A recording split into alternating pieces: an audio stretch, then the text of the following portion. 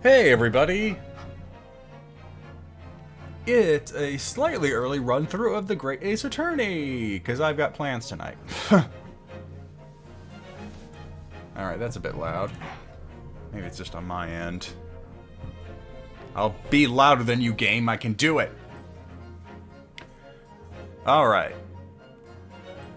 Sonic Boyster, thank you for being the first chat got highlighted. Denny McGee, thank you for the 12-month resub. Zeldamyo,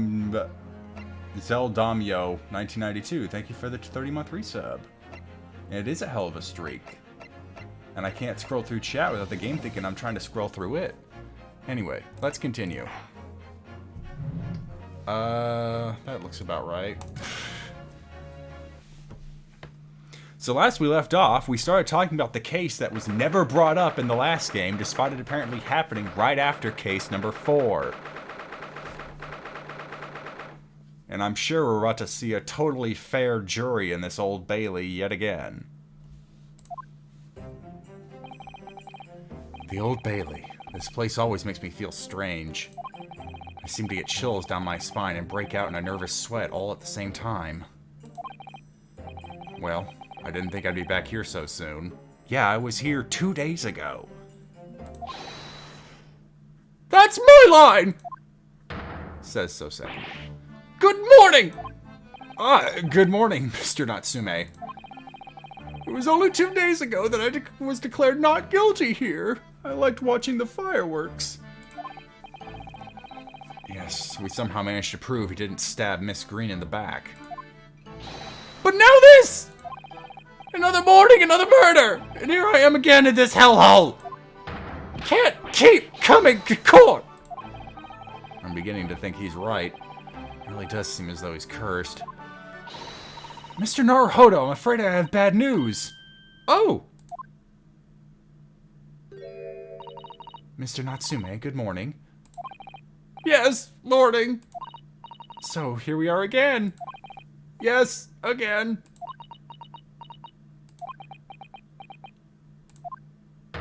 Judicial Assistant Miss Mikatoma Esquires, what's the bad news? Oh dear. You heard, did you? You come in shouting at the top of your voice. People can't help hearing what you say. Oh, I am sorry. You've done nothing wrong, Miss Usato. Now what is it?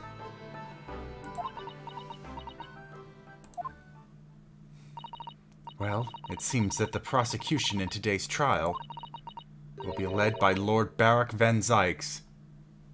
I'm sorry, that's news? He's been the prosecutor of the last 3 trials we've done.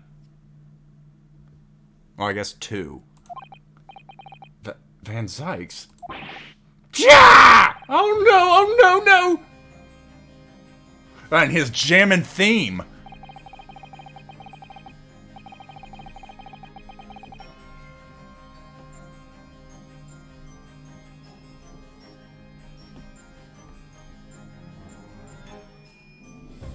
The so-called Reaper of the Bailey, the most legendary prosecutor in the land, who I've already beaten 2 times, though 1 time was cheating, so fair's fair.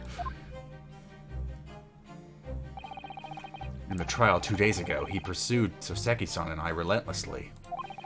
Of course, by the skin of our teeth. We managed to pull through, but still.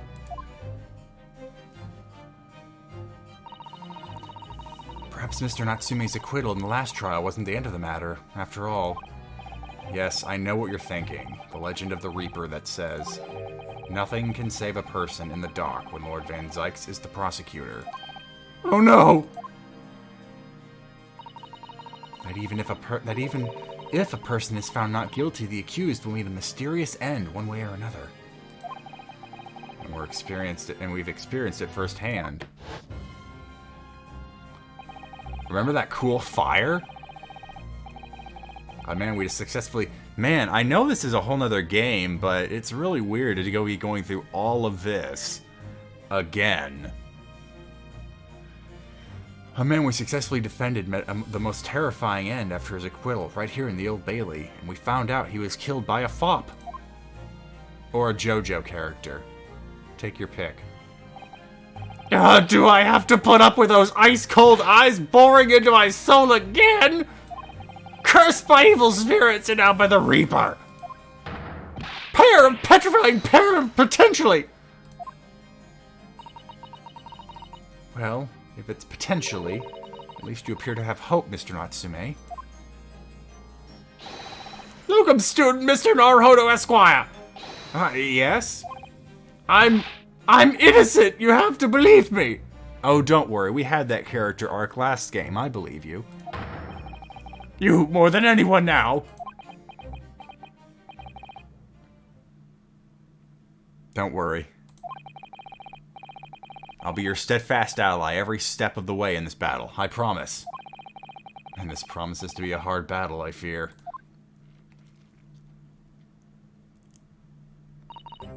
Well, the trial is scheduled to begin shortly. We should move into the courtroom.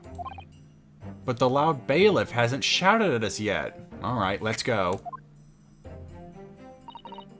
Oh yes, I forgot to say.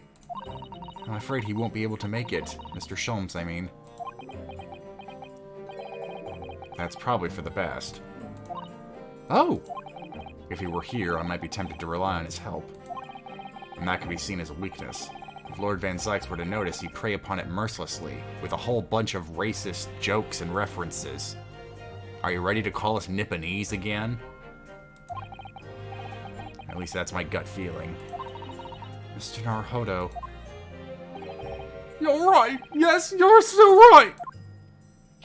Oh, well said, locum student Mr. Naruhodo Esquire! Well said! I swear on this sword at my side and on the spirit of Kazuma that it harbors. Remember Kazuma, my dead friend, who they thought I killed, but I didn't, and who said it was some Russian girl? Oh, whoopsie. Hit the options button.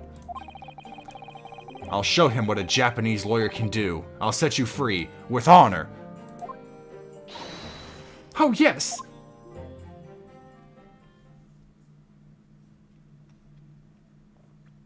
Also, no one mentioned perjury.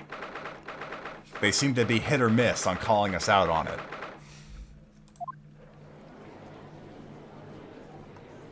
It's the fucking Texan from the omnibus again! Alright, have to get into character. No longer am I the ninja judge, now I'm Santa. Ho, ho, ho. In the name of Her Majesty the Queen, I hereby declare this court to be in session. I now call upon the counsels for the prosecution and defense to declare their willingness to proceed. I hate that the sun is out. The prosecution is ready. The defense is ready, my lord. The readiness for the trial, my learned Nipponese friend, is not what the defense needs. What you need is readiness for your inevitable defeat. Up yours! It's not just my imagination. It's really there. Lord Van Zykes has such an animosity towards us Japanese for some reason. It was some time ago now that he first became known as the Reaper of the Bailey, I believe. These past few years, he hasn't appeared in court at all. Yet now he's back in the courtroom, though for some reason, only when I'm defending. The guy's a fucking racist. This Reaper, with his curious disdain for us Japanese, is a prosecutor shrouded in mystery.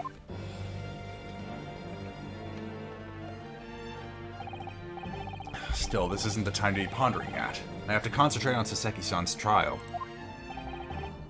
Furthermore, I now call upon the 6 ladies and gentlemen of the jury. You have been chosen at random, to represent the will of the people at this trial. Are you ready to fulfill your duty? Absolutely! I had a feeling this Larkin wasn't innocent before. The Larkin. Definitely had you before. I must say, I feel... No, hold on, that was close. I must say, I feel especially ruthless on days when my hat refuses to sit right. She's the debutante. Oh, I rather like... Shit. Man, these have all been up here before, except the one that's right next to them. Oh, well, I rather like how you're wearing your hat. I think the ruthless look is rather fetching, actually. Ah, shit, she came dressed. And it's the omnibus phone! No, that was someone else. But damn it, this guy's also old. Get some new models. I need to be somewhere at 10. That's too much like juror number 2. What's a good voice? I don't want to just do woman voice. That's for the shrill librarian / communications officer.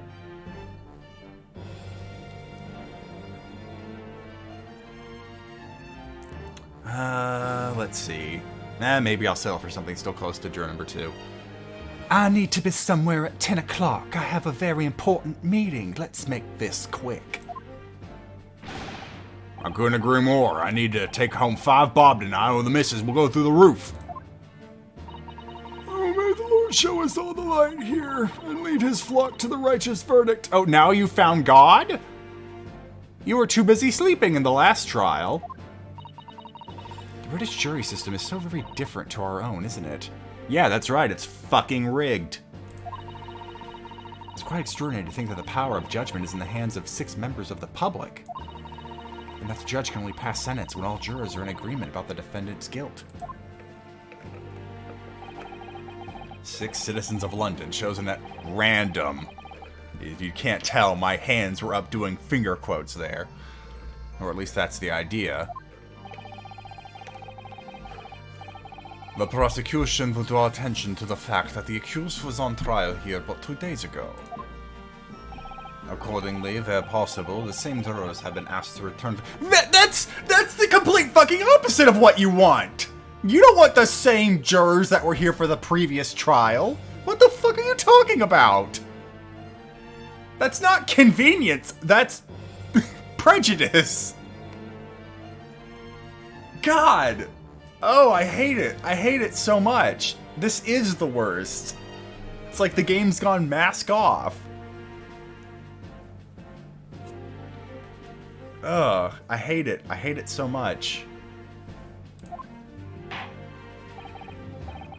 Very well, let us commence the trial. Lord Van Zykes, your opening statement, please. And don't get out that glass of wine yet. Ladies and gentlemen of the jury, it is not the intent of the prosecution to cast doubt over your past decision, but I've brought you here today to do just that! However, the innocent verdict afforded to this eccentric Nipponese before has had dire consequences. Did the accused repent for his wrongdoing in that affair? Far from it. What the? Not guilty! Oh god, I hate this. I really do. Like, you can hate him for being a massive fucking racist, but the fact that he's bringing up a not guilty verdict and saying, oh, but that was wrong. Oh, no. Yeah, I'd throw a whole bottle at Van Zykes right now. It'd be full. God, objection. Instead, he used his freedom to perpetrate the most blood-curdling crime. Blood. Namely that of the attempted murder of his neighboring lodger, the innocent Englishman. Not just an innocent one, the innocent one! To explain the circumstances of the crime, the prosecution calls its first witnesses to the stand. That's not an opening statement! You've just moved on. The detective responsible for investigating the scene and the accused himself. Fuck you, Van Zykes.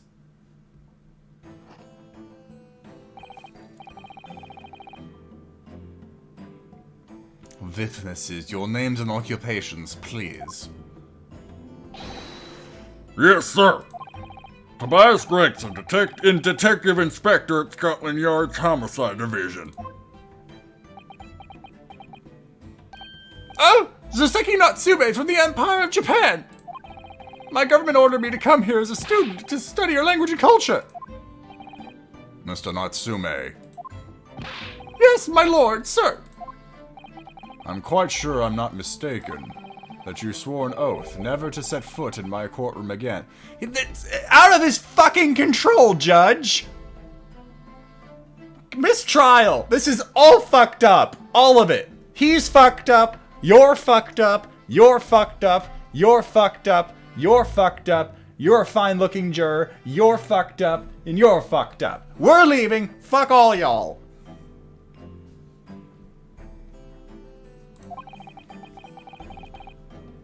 I remember it as if it were yesterday, but really it was 2 days ago.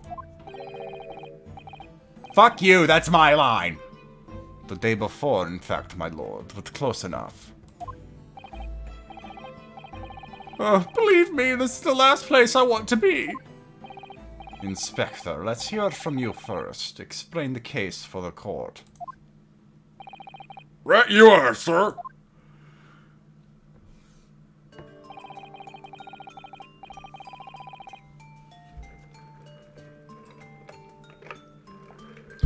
The incident occurred at the goddamn household where the defendant has lodgings. In the ground floor room of the victim, Mr. William Shakespeare. The defendant has already admitted to visiting the victim on the night in question. Mr. Shakespeare collapsed in his room as a result of poisoning by strychnine. He was found the following morning with the landlord, suspecting something was wrong. He was found the following morning when the landlord, suspecting something was wrong, broke down the door with his bum leg.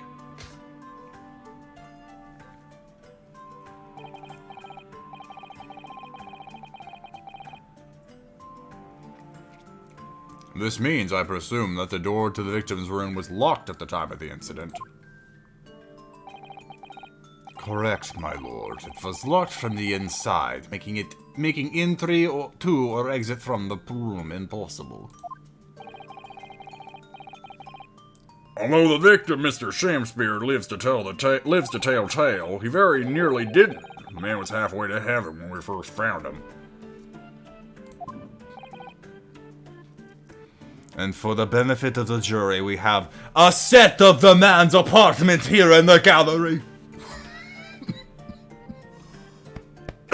Oh dear. I stretched that accent too far.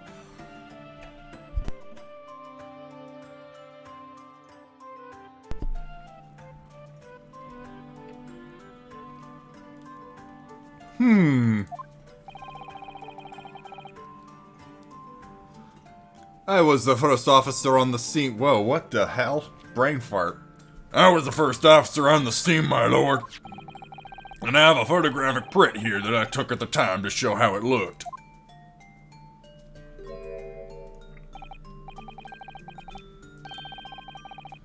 Yes, a chilling scene indeed. The man looks very much deceased. That's right. Everyone present believed that's exactly what he was. No one knows how to check a goddamn pulse in this city.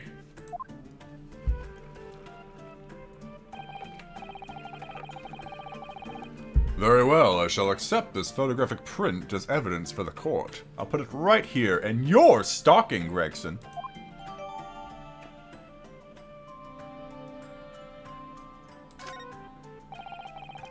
Now then, Mr. Natsume. Yes! As the defendant, do you have anything to say at this juncture?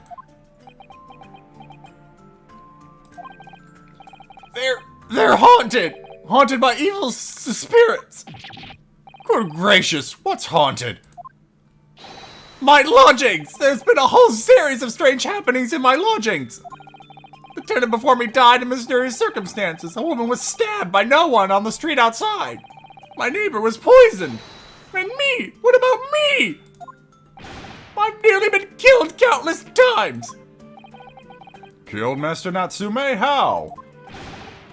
Even on that fateful night it happened, when I returned from Mr. Shakespeare's room. I lit my gas stove and climbed into bed, but before long, the stove went out, and somebody tried to kill me! You must always extinguish all fires before retiring for the night, Mr. Natsume. There's a gas shortage. But it's so cold! My runny nose would freeze! The point is, I didn't poison my neighbor. Oh, why am I being accused of this? Why is my existence so cursed?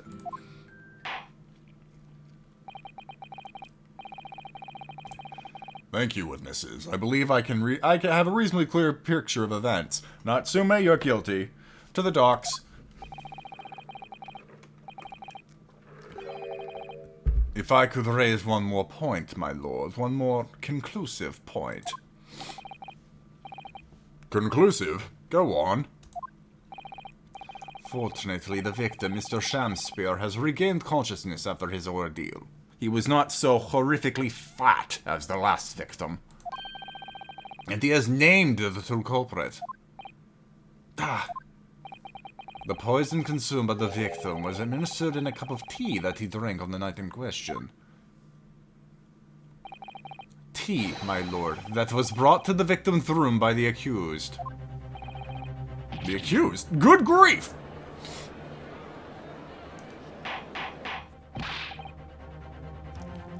Order! Order! Yes, that's the crux of this whole case. If Soseki-san is innocent, then why? Why is the victim accused him? Well, Mr. Natsume, what have you to say to this accusation? That evening, yes, I did take some freshly brewed tea with me when I visited Mr. Shamspeare's room as a gift. The public water pump outside always freezes at night, so I bought bottled water especially to make it. And this is the result! Never will I touch tea again! Never! The public pump was frozen, you say? That's not information we've heard before. That will do, thank you. Now, according to our laws, the defense must have the opportunity to cross-examine witnesses at least once.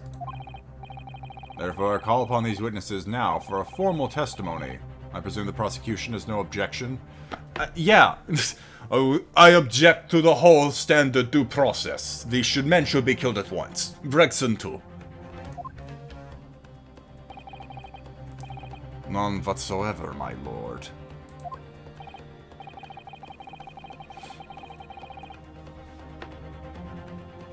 Good. Then you will give your account of events on the night in question to the court now. Even though Gregson doesn't have... whatever. Yes, my lord!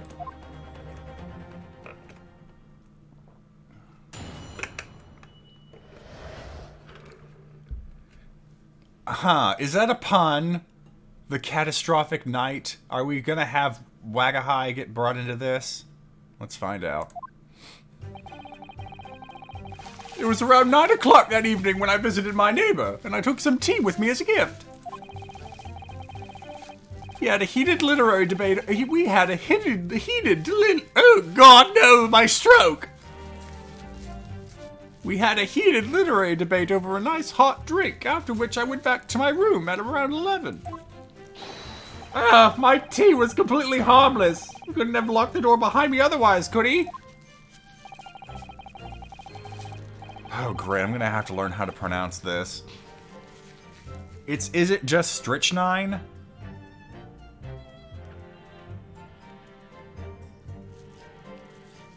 I'm gonna keep going with strychnine, but I'll check chat to see if there's a correction. Strychnine takes some time to have an effect on the body. People don't keel over immediately after taking it. Strychnine? Okay. The victim would have been perfectly able to lock the door after his guest left. The argument still stands.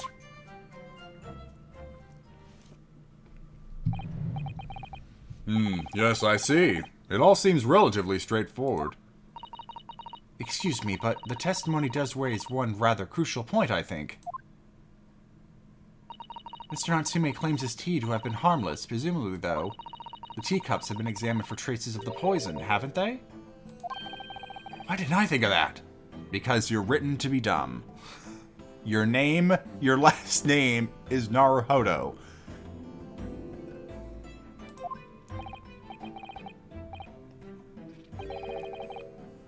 Well, as it happens, no, we haven't been able to. Damn Shamsphere was chewing the scenery so hard he ate the cups. Did I hear you correctly, Inspector? Scotland Yard has failed to examine the suspect's substance? How could you have overlooked something so important? Isn't that the first thing you should have done? My learned Nipponese friend is falsely incensed. The inspectors at Scotland Yard was unable to examine the tea, not that it was overlooked.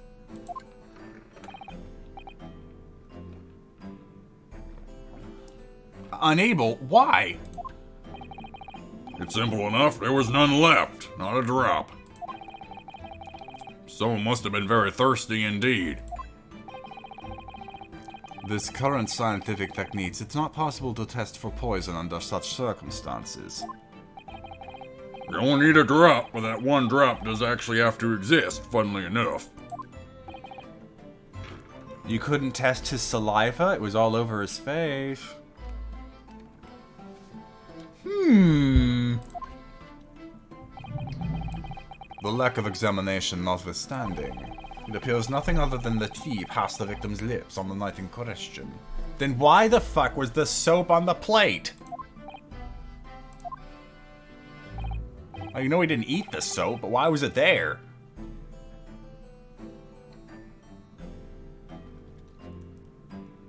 I see, thank you. The matter is clear. Cast your eyes over the jury, my learned friend. What? You can see it in their faces, I'm sure, the recognition of the accused's guilt. Especially since 5 of them were here last time and now feel like they've done a bad. Your client's fate is all but sealed. In mere moments from now, you will lose, and your compatriot will be damned for all eternity. He's right. I can feel all 6 of the jurors looking daggers at me. I'm surprised they haven't already went with not guilty. Ow. But I can't let them beat me down. I won't. Can't stop, won't stop. Counsel for the defense, proceed with your cross-examination. Yes, my lord.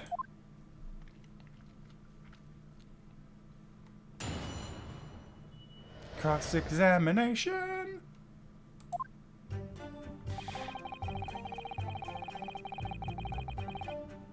Okay. Okay.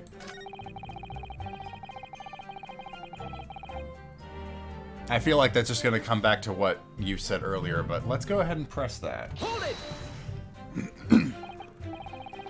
Yes, there was not a drop of tea left in the victim's room anywhere, was there? That's correct. Anyone would think the fellow had never had a pot of tea before. He must have licked it dry. Which is a pity, because 1 drop is all we would have needed to analyze it for poison.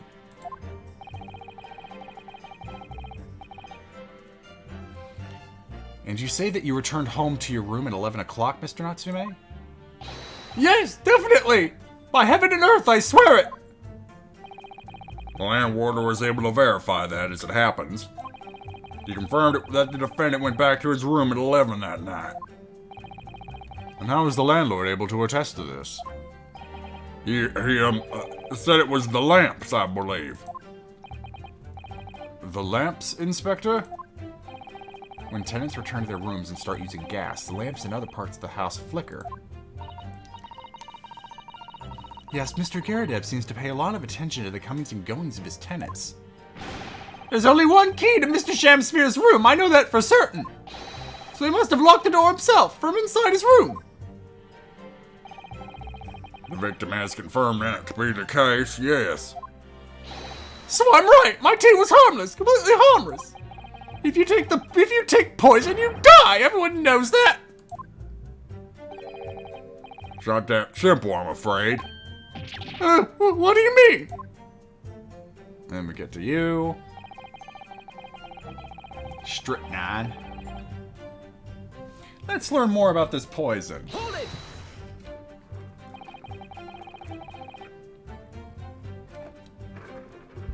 How long does it take for symptoms to appear then? According to the coroner I was speaking to at the yard, about 30 minutes after the poison's consumed. Then the victim suffers violent convulsions, cramping, and stiffness, and usually dies from asphyxiation. So there's a 30-minute interval between when the poison is ingested and the onset of symptoms. There seems to be a lot of different types of poison in the world, that's for sure. Didn't look like he was cramping, though. He had splayed all of his limbs out. Oh dear, death by poisoning again. It's always so awful. 13 minutes is a long time. Certainly long enough for the victim to have locked the door behind the accused after he left. You can't deny that. And it further degrades Soseki-san's alibi. I have the medical report from the doctor. Ugh! I have the medical report from the doctor who examined the victim here, my lord. It spells it out, really. The accused is the only person who could have done it. Very well. The court will add this report to the court record as evidence. Van Zykes, I'm putting this in your stocking.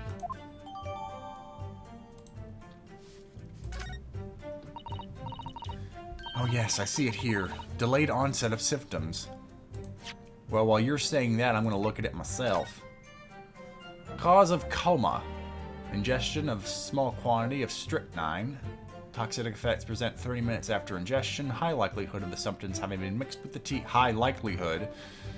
But no sample could be obtained for testing. The poisoning incident occurred at around 1:30 a.m. Okay, so after he went back to his room at 11. But that's a whole hour and a half. Assessed from the victim's pocket watch that appears to have broken when the man collapsed after delayed onset. Okay, so this seems important.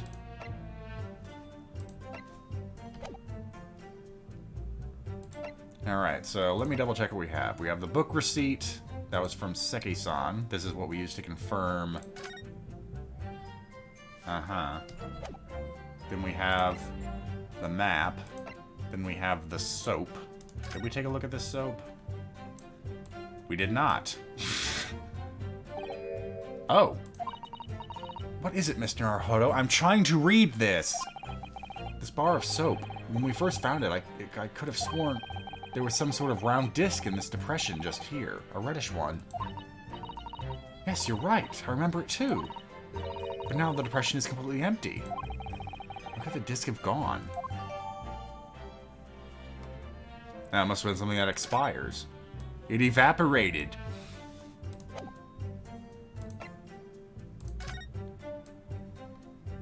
Nope. Man, they're really cracked. This must be the cup that Mr. Shamspeare was drinking from then. It's stained on the inside. Tea does that, I'm afraid. Even green tea. Oh, really? I've never noticed before. You've never noticed? Well, I never leave it in the cup long enough to leave its mark. You like to gulp it down. Phrasing. Drink tea while it's hot. That's the Japanese way, isn't it? Leave it to the Nipponese to not savor the bouquet of a drink. Oh dear, so many people seem to have the wrong idea about our culture, and most of them are Japanese. So this must be...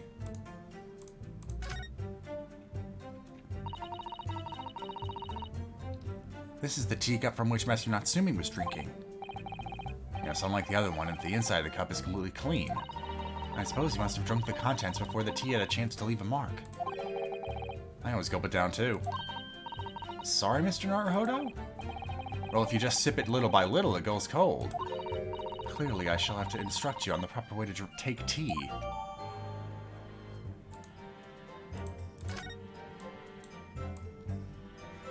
Woo, look, I'm looking through goggly eyes. Moving on.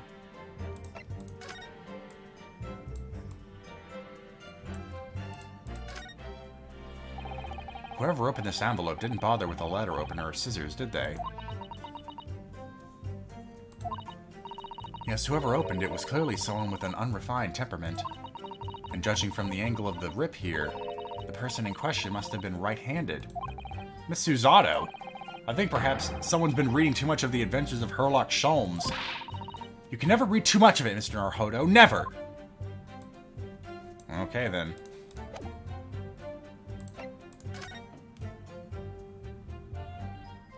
Why is this soap on the plate?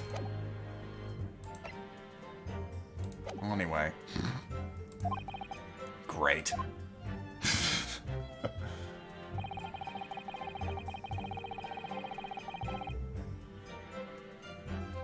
Yeah, might as well. Hold it! The argument still stands, you say? This is what Mr. Natsume has been saying, isn't it?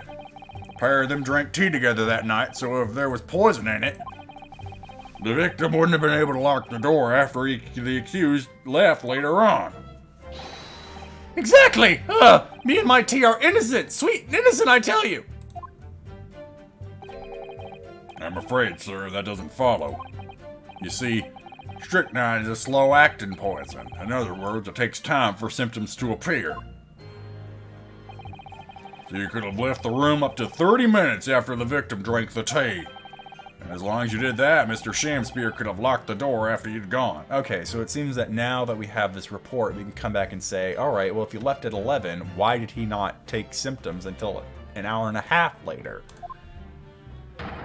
But no! We drank the tea straight away! The battle was over whether Romeo and Juliet was stronger. That came after the tea. Do you have any evidence to support that statement? In my great homeland, the Empire of Japan, we have a saying. Drink tea while it's hot! Sure, a proverb will satisfy the prosecution. And a Japanese one at that. I'm afraid there's no conclusive proof to support the defendant's assertion. On the contrary, there are sufficient grounds to infer his guilt in this matter. No! That's the extent of their testimony, is it? If I could voice a personal opinion, Mr. Naruhodo. Of course, go ahead. No, shut up! You're a girl! Mr. Natsume is arguing for his innocence so adamantly and so persistently. Yet Inspector Gregson just brushes what he says aside. It's really quite infuriating. I agree. So we need to find an inconsistency in what the inspector is saying, I think. I'm afraid so. As things stand, the jurors are sure to find Mr. Natsume guilty. And as I see it, what we need to focus on is the poison and the tea. Let's listen carefully to this testimony again. Read it again, guys! Yes! Okay, yeah, so now we're not doing that. This, maybe, but what does Gregson say specifically?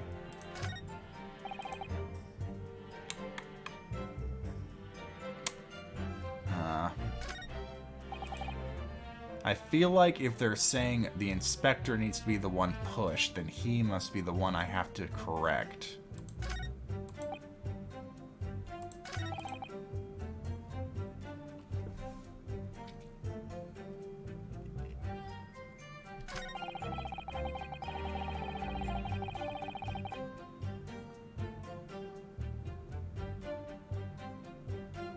Okay, now go back. Let's try this. Objection! Mr. Natsume, you say it was 11 p.m. when you left to return to your room, correct? Yes! And Inspector Gregson, can we rely on the information in the medical report unconditionally? Of course we can. There's no problem with that report, Sunshine. Actually, I think there's a very big problem. Because there's a chronological inconsistency between it and the defendant's testimony. What are you on about? According to this report, the victim must have consumed the poison at around 1:30 in the morning. And yet, the defendant, Mr. Natsume, left the victim's room at 11. Yeah! Yes, that's right. There's more than 2 hours of missing time there.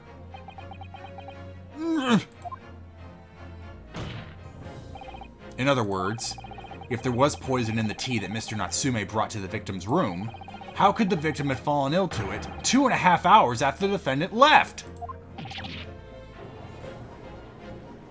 Wow. The defense's argument is entirely reasonable. How do you respond, Lord Van Sykes? He's gonna counter with, Shakespeare is a slow drinker. He likes to savor his tea. Speak of the devil.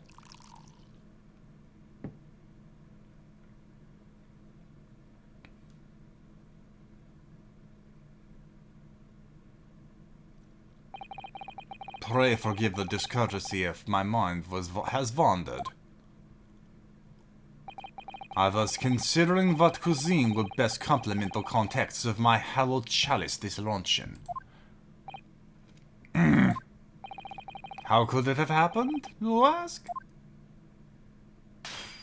Ow! I do hate to shatter illusions, but my Nipponese friend appears to be chasing a phantom idea. A phantom? Is it so hard to imagine that the victim drank his tea after the accused had left? For example, at the time stated in the medical report. Yes, around 1:30. Objection! Mr. Natsume brought the tea with him to drink together with his neighbor. And in Japan, there is a well-known saying, drink tea while it's hot. Objection! Okay, that's the 3rd time we've gotten that. I find it annoying. And in my country, there is an even more apt saying. There is nothing more refreshing than cold tea. The point is, if there was such a long gap, there may be other ways to explain how the victim came to be poisoned. Other possibilities. What sort of possibilities, Counsel? Unforeseen ones!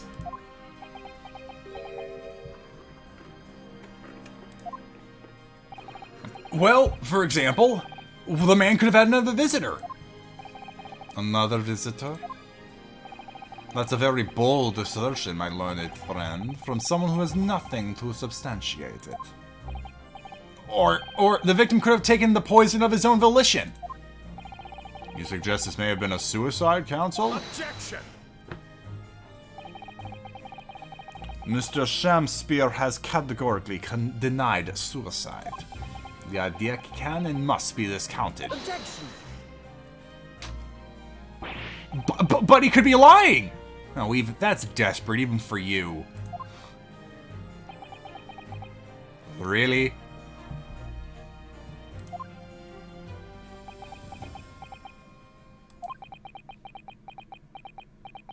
I'm just going to leave you with that statement for a while. Is something wrong, Lord Van Sykes? No, I just thought I didn't have to respond to that stupid statement. I was listening to the sound of the carriage pulling up outside the courtroom. I have excellent hearing. I could even echolocate. Yes, I see you quite clearly now, my lord. Pray forgive the discourtesy. Carriage? What carriage?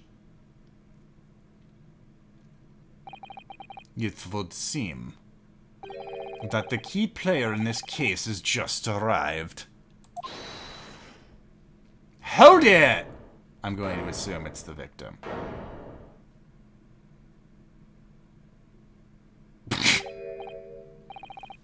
Out, out, brief candle. Life's but a walking shadow. A poor player that struts and frets his hour upon the stage and then is heard no more.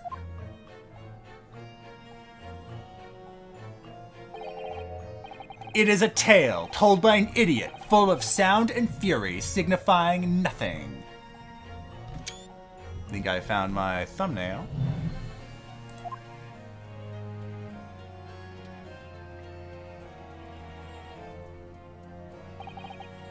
Man, he's a hack, but he makes a fucking entrance. Who, sir, are you? No, not the options. William Shakespeare, my lord. Alas, 'twas I, undone by these bitter events. I am the victim! What? What is he doing here? He's the victim and also the accuser. The prosecution seeks to call this gentleman to the stand. With his testimony, my learned friend's futile resistance will be utterly crushed. You're calling him as a witness? Very well, counsel. I'll grant your request with interest. I'll get a new stocking ready. I'll hang it right here on the scales of justice. I'm curious to discover what the court shall hear from the victim himself.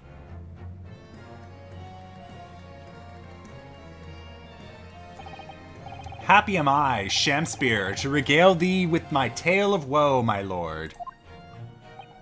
But, I still have my own tale to tell. My own tale of worse woe. I can regale the court with the tale of my perfect innocence in perfect English.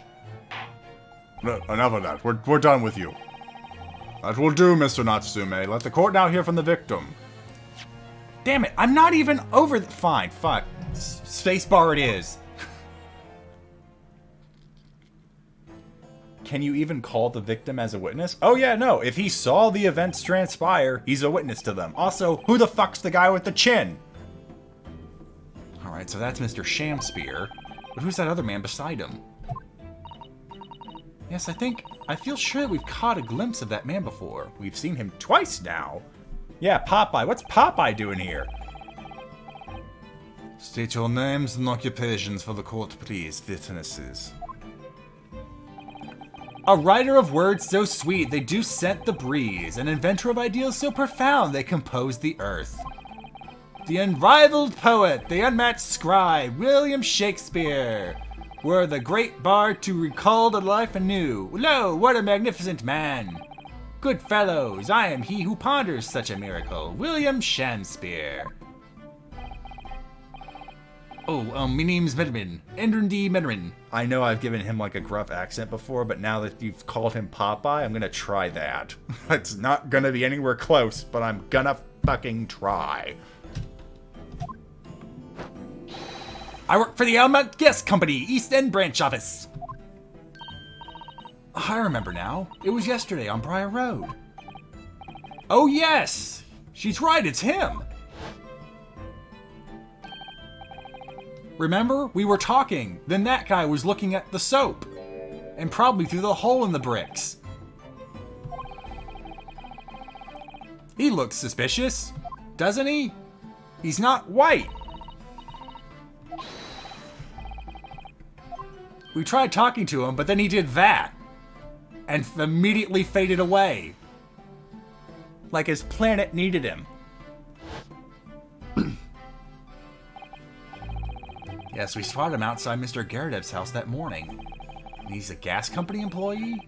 What does he have to do with this case? So, Mr. William Shakespeare, you are the victim in this miserable affair, correct? Oh heaven, oh hell, do you command me to remember?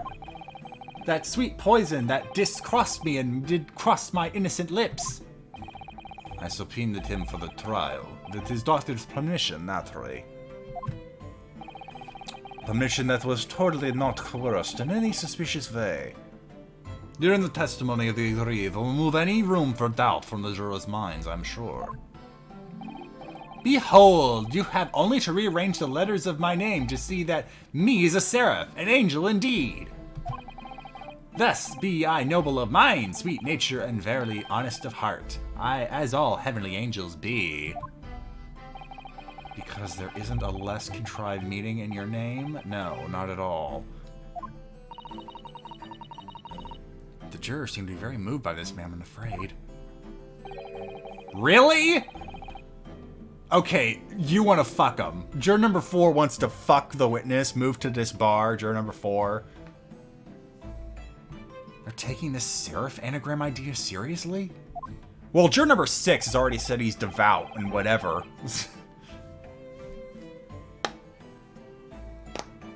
Ugh, sorry. My wrist started to hurt. Thank you, witnesses, for your illuminating introductions. But my lord, what's the man next to Mr. Shakespeare doing here? The gas man, I mean. What, me? Well now. Allow me to enlighten my learned friend. You recall, I presume, your earlier impertinence? You suggested the victim had another visitor to his room on the night in question, and moreover, that the victim is a compulsive liar. What? No, I didn't quite say that. This young chin-stroker, okay, is here to controvert your vile claims conclusively.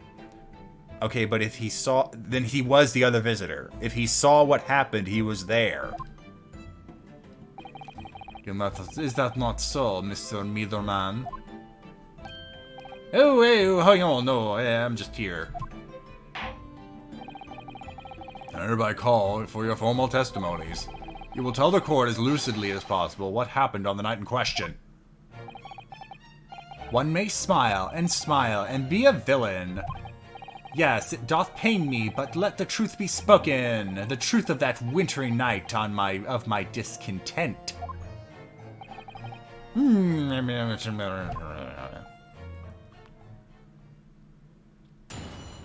Witness testimony. The wintry night of my discontent. The snow lay about. My neighbor did cometh in the evening, bearing a gift of tea. But merry, bitter was his drink, and when he left, I did fall prostrate on my table. 'Twas the tea alone did pass my lips that late hour, naught else. I was outside the book's window in freezing cold all night, keeping an eye on his room. No one else visited his room but that short little round-backed Eastern fella. Okay, wait. Well, back that shit up. Can we talk about you being outside his room the whole time? Wait, what'd you say? You were keeping an eye on Mr. Shamsier's room all night? Yes, we're lovers and fuck him in the night. That's right. Course me bloke's window is all but blocked up, isn't it? There's a little gap in the bricks where you can see into the room. So I spent the night trying to keep my teeth from chattering as I peered into the room through that. The question is, sir, why? Day! Well, now, that's because he's on my list. What a piece of work is man. Wherefore wouldst thou not stare in wonderment?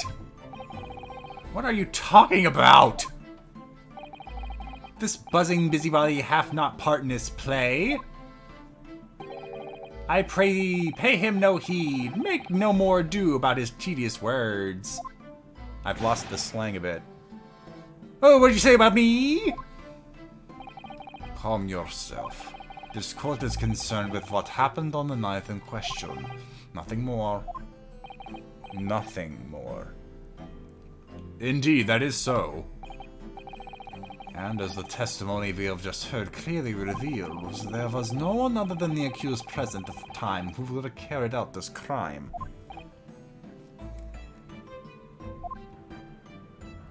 Oh, he's guilty. Oh yeah, so guilty. I hate Japanese. Fuck him. Well, I believe this may be the final testimony of the trial. Say it ain't so, because you said that 5 fucking times in case number 5 last game. Don't jinx it, bitch. Nope, that's my Windows key. Now, counsel, the defense may proceed with the cross-examination. Yes, my lord.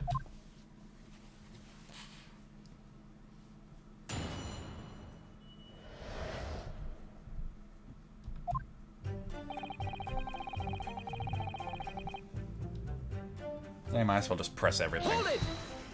I like doing the Shakespeare voice. To be clear, by neighbor, you're referring to the defendant, Mr. Natsume?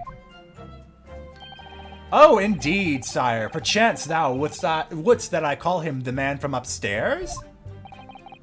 And at what time did the mustachioed Nepalese visit you in your room?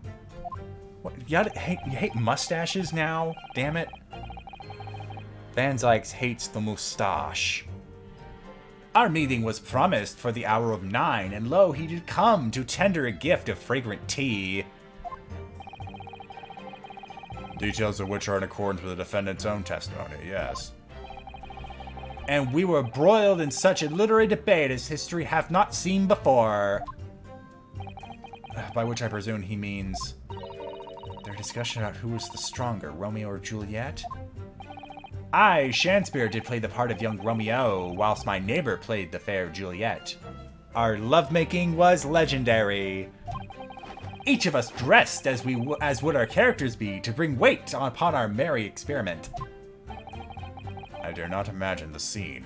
Oh, I do. Someone make fan art of that. I know, don't take requests. If you make a good one, I'll pay you. I can't make that promise, never mind. I'm broke as fuck. Frailty, thy name is woman. Canst thou not imagine how dismayed I was? Yes, I had heard of the eastern art of jujitsu, but... ne'er did I dream 'twould be a skill practiced by the comely maiden. Juliet beat Romeo up? This is not helping our case.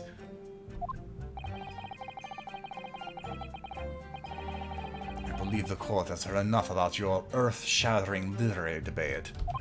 Perhaps you could reiterate your statement about the tea that the accused brought to your room? My liege, I am thy servant. Gladly I would do thy bidding.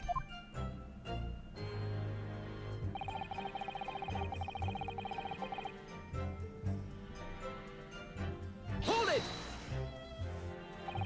Let me stop you there. Mr. Natsume left your room at 11 o'clock, but it wasn't until after 2 that the poison made you collapse. That amounts to more than 3 hours of missing time. Ooh, okay. What we got going on here? Is he trying to dance with the theme music? If he could just be a bit better paced, it'd sync up quite well.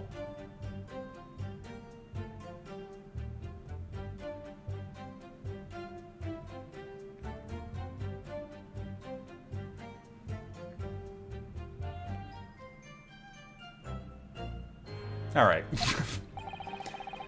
Oh, and that's it? If the defendant had really put the poison into your tea, that 3-hour window of time is something you're gonna have to explain. Gladly, 'tis an easy task. What? I did drink of the tea not whilst my guest did tarry, but after he took leave of me. Faith, 'twas stone cold, but at 1 hour post midnight, verily my lips were parched. Objection! That doesn't sound normal. Nay, 'tis quite ordinary, sire. After all, thou wouldst recall our fiery debate. Amidst such argument, there'd be no time for fiery tea. Romeo and Juliet again. And who was stronger? Mr. Shakespeare, in summary, allow me to confirm. Did you not come here with the intention of naming your attacker? But of course, my liege. 'Twas the stooped lover of words did attempt to shuffle me off this mortal coil. Ugh, we all know what that means.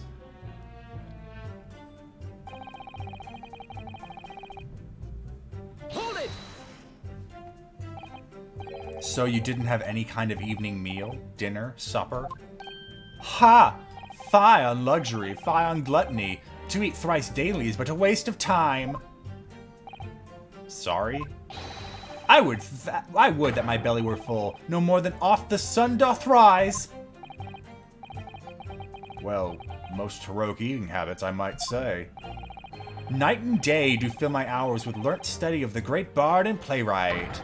Hence it is that doth not mind my chamber be the costumes of my art. That would appear to be the case, as even a rodent was found starved to death in your room. Now I think of it, it's not just food that was conspicuously missing from the room, is it? I don't recall seeing a single play or script anywhere. For I have devoured them all! You've eaten them? Every word be within my skull. Dost thou imagine otherwise? Right, that wasn't misleading at all. Now, could you turn around, do you think?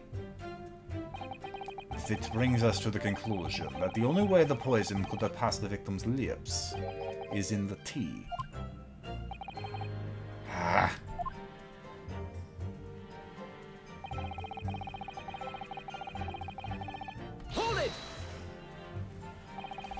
but the windows of that house have all been filled in. A historical artifact of the now defunct window tax. Yeah, you're right there, all bricked up horribly. But as it happens, there was a little part of the brickwork at the bottom corner that's been opened up. I was looking into that gap. Yes, there were a few bricks loose, weren't there? For some strange reason, a couple of bars of soap lined up on the ledge outside as well. I don't like going around poking machine around other people's business, especially on freezing cold nights. But I was watching them all dang night. But then's my orders, so that's what I keep doing. As long as there's breath in my body. Yeah, he does look like a bee, with the kerchief and the bag. What's with all the theatricals today? Welcome to court! Not of interest, Mr. Middleman. After the accused had left and returned to his own lodgings, did you see the victim leave the room at all? No! He never left. He was in the room the whole time, as far as I'm concerned. And we can therefore discount the possibility of suicide. How can you be so sure of that? The police carried a thorough investigation of the scene and found no receptacle for the poison. Oh, okay, hold on, we know that's not true. And since we know the victim doesn't leave his room, and since he didn't dispose of the poison container himself, it's clear that this was no attempted suicide. Only the culprit could have removed the receptacle. Ah, yes. Lucidly explained, counsel. Thank you. Really wise. You can't argue with the logic.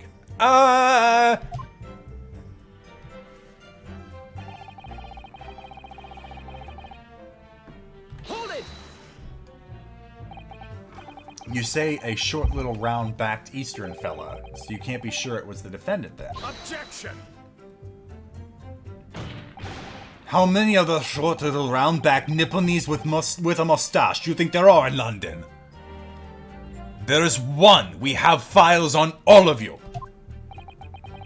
Well, of course, it's only an hour yet, and it was quite dark, so I didn't quite notice the mustache. But he showed up around 9, so I'm pretty sure of it myself. And when the person you saw arrived, did he and Mr. Shanster drink tea together? Nah, sorry, I couldn't say. Why not? Because if you look, I couldn't see you looking into the room all real, could I? What I did see was the silhouette of that little round-back fella wearing a pretty dress. Then the pair of them started a kind of wrestling match. I tell you, I didn't know what to make of it. I suppose that was the Romeo and Juliet championship battle getting underway. Mr. Meterman, allow me to confirm one final time. Apart from the accused, can you state with certainty that no one else visited the victim on the night in question? No question. The gas man's honor.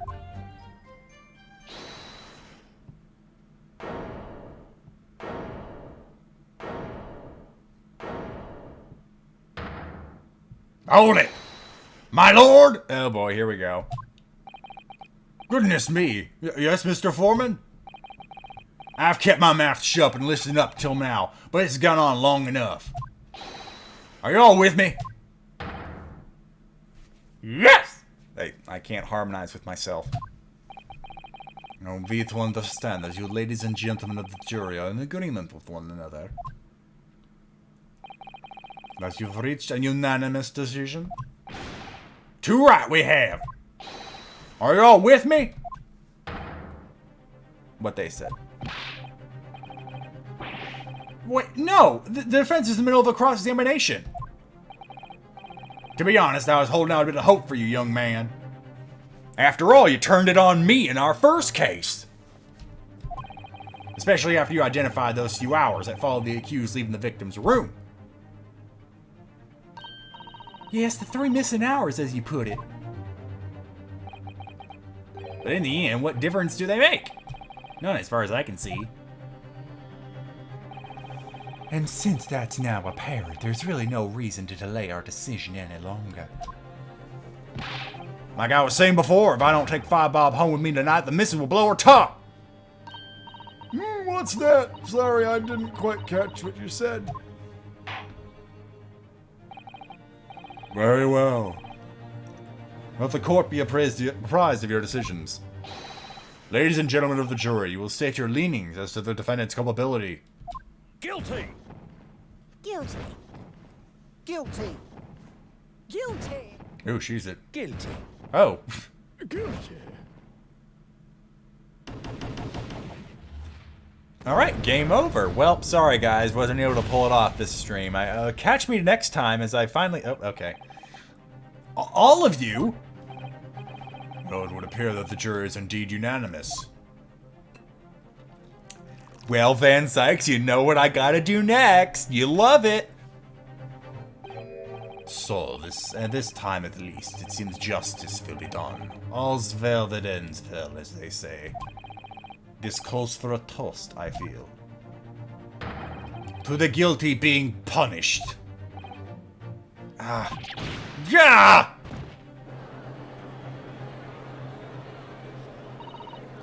Get up, Mr. Naruhodo, please! The trial isn't over yet. What do you mean, Miss Susato? You did this thing 2 fucking days ago! How can you be so dense? Dear God, you're making Kazuma roll over in his grave. What about the information I found in the Encyclopedia of British Law I have? Yeah, it's your right that belongs to the defense in these situations. Remember?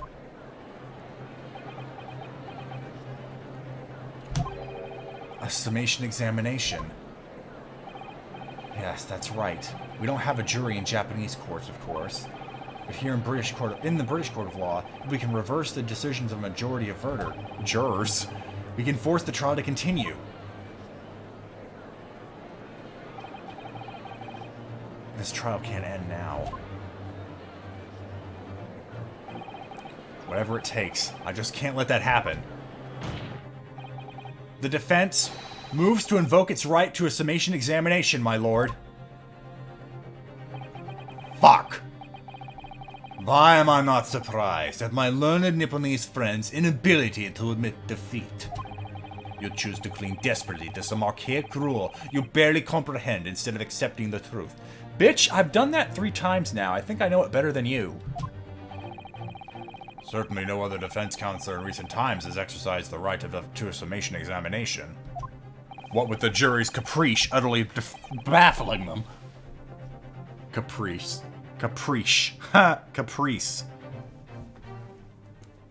I amuse myself with my slurred speech. Because they all know that once a jury's mind is set, it cannot be altered. Nevertheless, the right remains and must be upheld. The defense counsel's request is granted. The court will proceed with a summation examination, as outlined in the Encyclopedia of British Law, volume Who Gives a Fuck. Thank you, my lord. Are you and your fellows prepared, Mr. Foreman? Believe me, my lord, we know all about this young lad's tenacity. And we're ready for it! Very well. In that case, ladies and gentlemen of the jury, I hereby call upon each of you to state the grounds upon which you find the defendant guilty of the crime for which he stands accused. And probably 2 of you are not going to say anything related to the case at all.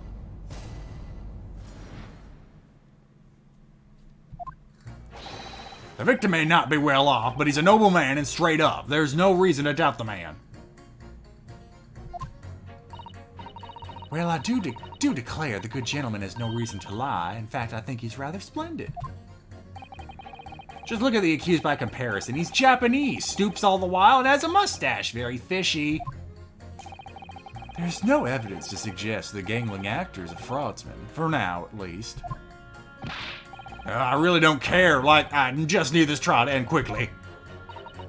3 hours of missing time is nothing when you reach my age, you know. Nothing at all. I don't even remember my wife's face, and I sleep with her every night. And I was right. 2 of you said nothing. I knew it. Every single one of them seems completely convinced. Really? It would seem that all the jurors have come to the conclusion that Mr. Shamspeare is a fine, upstanding, and honest citizen. If you ask me, they've all been bewitched by his strange theatrical movements. They're quite beguiling. And sadly, nothing Mr. Natsume said appears to have registered at all. Well, here goes. Let's not forget. I've pleaded with the jury on Soseki-san's behalf before, and it worked. So you never know. Before we begin, it might be an idea for me to remind you exactly how a summation examination... No, don't do it. Don't do it. No, don't. Let me say no. Let me say no. No. No need. The one chance the game has to not be verbose. It's a kind offer, Miss Susato, but I've been through plenty of these summation examinations by now. I think it's important that we don't delay the start any longer than necessary. Of course, I understand. I'm quite sure you're right. If you're confused by anything at any point, you can turn to me for advice whenever you like. I'll be here for you. For now. The key is to... why are you telling me? God, I skipped the tutorial for a reason. Because I didn't want you to tell me this shit. God damn it. So I just skipped the longer tutorial.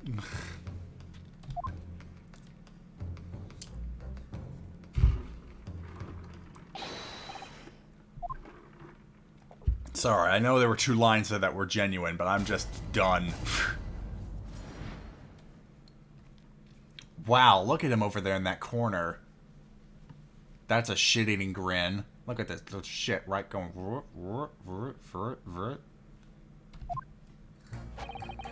Okay, so... just because you have this little caveat here at the end, let's go ahead and press U. Hold it! A fraudsman? What do you mean by that, madam?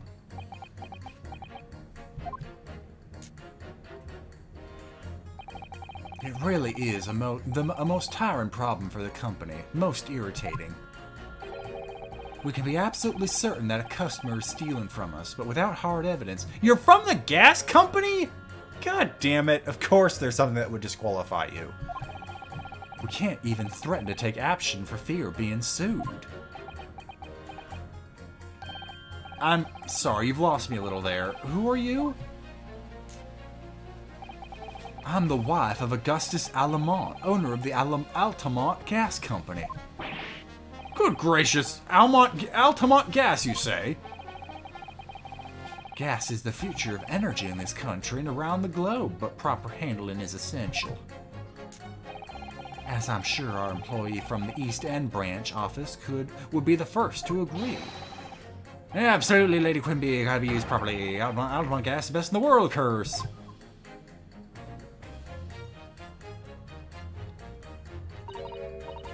I think we may have solved the mystery of the bow from earlier, Mr. Naruhodo.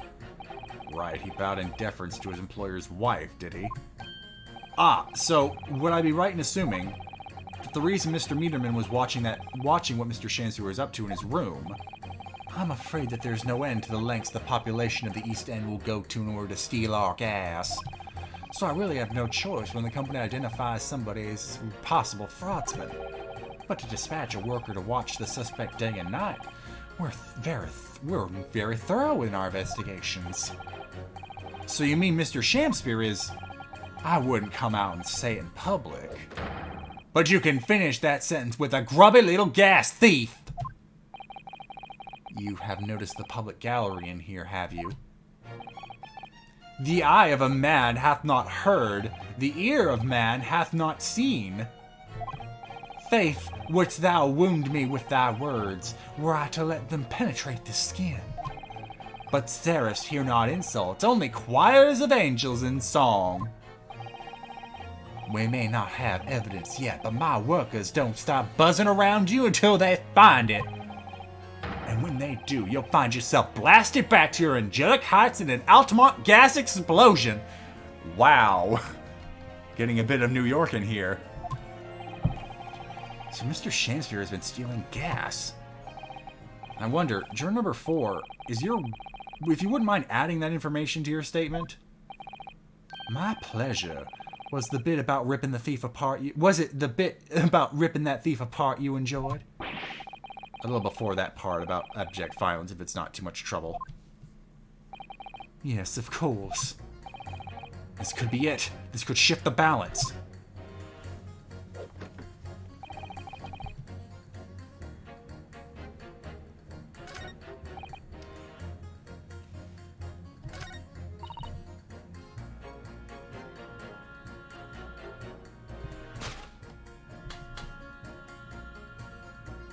Objection!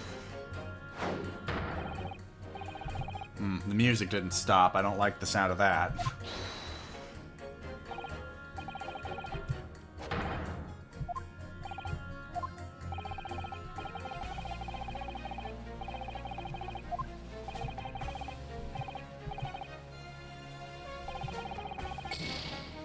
What?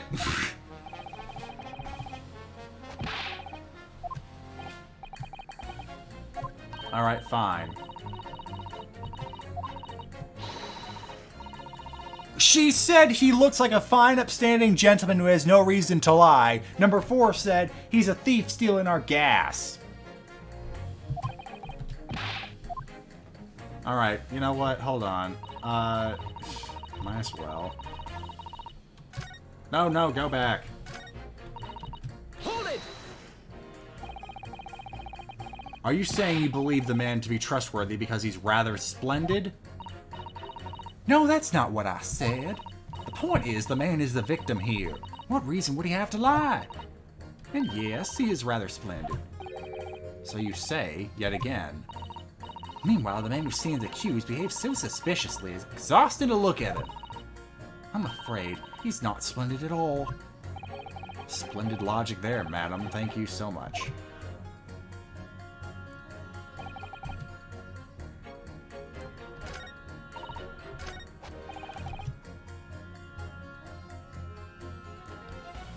Hold it! Well, there are plenty of people in London who seem noble but poor. Couldn't some of them also be liars? No doubt about it. Like that shaky client of yours, for example. Absolutely not. Mr. Natsume is no liar. Look, the point is, the only thing that passed the victim's lips that night was that Japanese man's tea. When you take the gasman's testimony into account as well, the truth couldn't be any clearer. Well, that's alarmingly logical. But let me be frank here. I'm a gentleman with a gentleman's values. If it turns out that old Shakespearean chum is rotten liar after all, I'd gladly change my decision about the defendant. And I'm sure my fellow gentlemen on the jury would do the same, isn't that right? Well, yes, perhaps. I don't see it happening. Oh, what's that? Elderly gent on the end here, you know. You'll have to speak up. Look, I really don't care about all this nonsense. I just need this trial to be over. How many gentlemen do we actually have on the jury, then? Alright, sir, I may hold you to that. Don't forget what you said. Huh. Alright, well, that does seem to be a more damning press right there. Alright, no, go back, go. Let's just... You. No. Ah, shit. Now I'll press. No, not press. Just pin it! You with him. You do it. Those two statements clearly contradict each other. Good gracious. To whose statements do you refer, counsel? Juror number 1. What are you yelling about, lad? I presume you've heard juror number 4's statement, made by the wife of the owner of Altamont Gas? Well, yes. The victim, who you claim to be noble, straight-up man, in fact, turns out to be a common thief. So the good lady says, but there's no evidence, is there? You and I both heard him say as much. It's true. We don't have evidence as such just yet. But the claims aren't baseless, you know. What? You heard me. Seeing as his operation has already been compromised, I would suggest that the court hears testimony from our East End branch employee over there. I'll do whatever you say, my lady. Gasman's honor.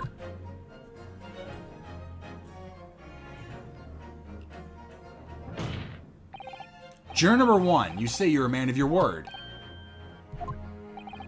If I could show that Mr. Shamspeare was a liar, you assured me that you would reconsider your decision about the defendant's guilt.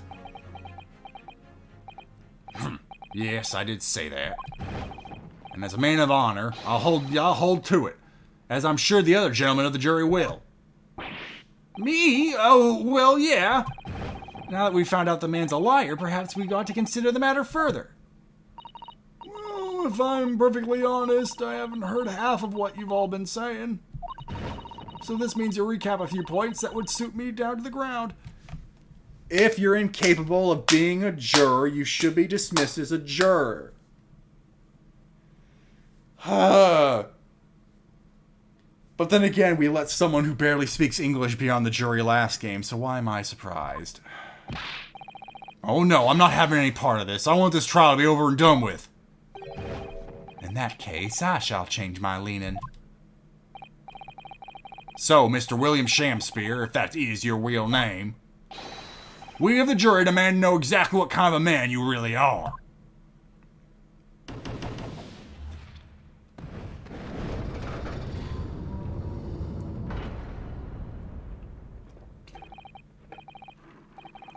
They're not like hearing tests, but if you can't hear what the judge is telling you when they're giving instructions, then if you said, I haven't heard anything you've been saying for the past 10 minutes, they would probably go, okay, let's just strike that juror.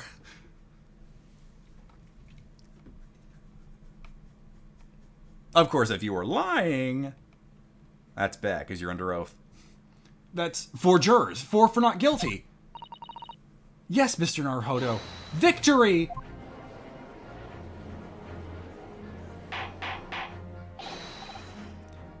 Order! Order! Well, this is quite extraordinary, I must say. As a result of the defense's summation examination, the jury's leaning has changed. Now, only 2 jurors say guilty, whilst 4 say not guilty. I therefore declare this court to be in a state of disaccord, and order the trial to continue.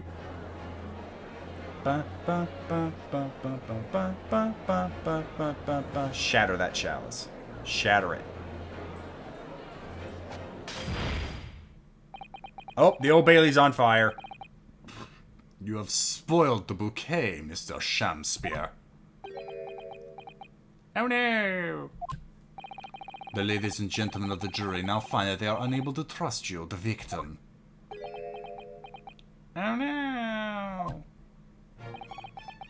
But you gods will give us some faults to make us men. So God mend me, I do swear. This gasman speaketh that which concerns him most, not but gas, not but thin air. Aye, burneth bright a while, but it hath no substance, and it doth reek foul. Oi, what you say? Do I take it, Mr. Shamspeare, that you deny the allegations of gas thievery?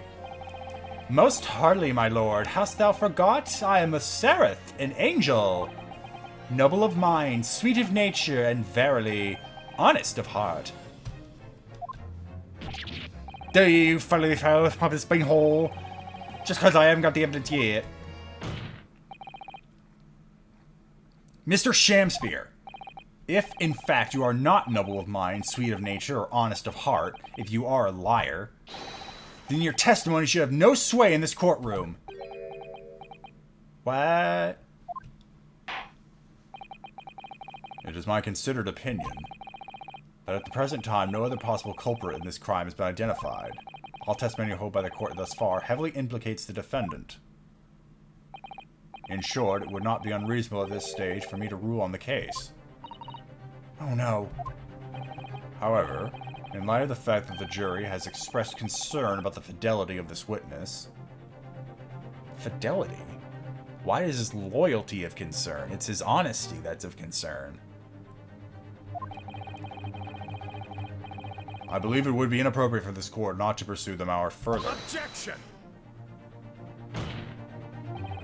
I assure you, my lord, that it would be a waste of the court's time. The gas in this case are unrelated. Juror number 4.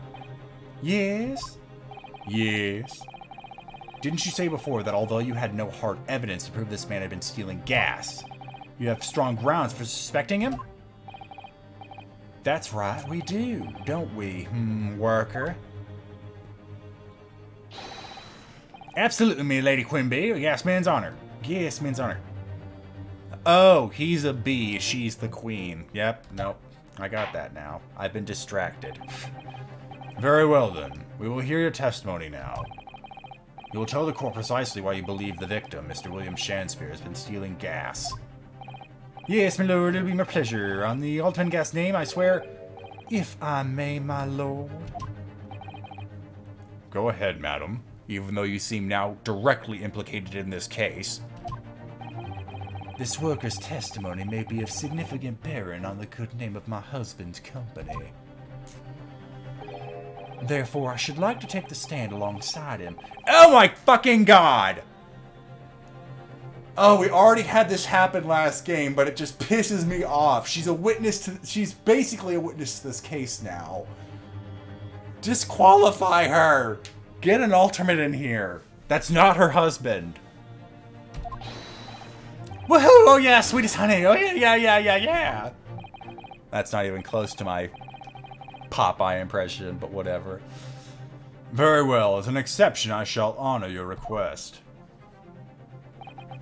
Thank you, my lord. You wait till the boss man gives you an info. Oh, it's gonna sting you, mark my words. So you'll both testify before the court on the subject of the illegal consumption of the Altamont Gas Company's fuel. Yes, is that clear, my good man? Clear as all my gas, my lady. Which is the clearest in the world.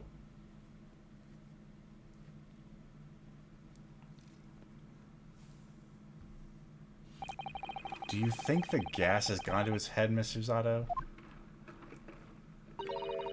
I think the man is just a very dedicated employee, Mr. Naruhodo.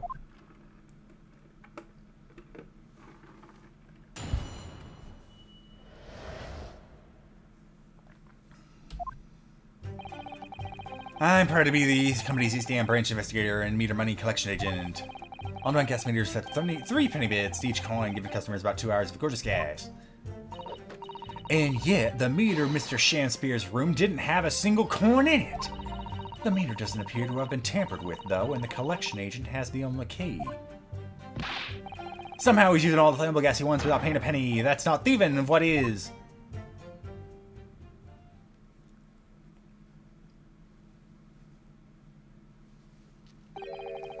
Pray forgive the discourtesy. The irrelevance of this testimony calls me to turn to my hallowed chalice. What do you mean by that remark, Lord Van Zykes? Did the mustachioed Nipponese poison the gangling excuse for an actor, or didn't he?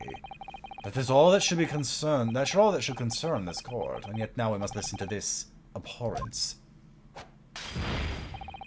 Clearly, what separates the vast British Empire and your Eastern Iron Nation is more than geographical distance.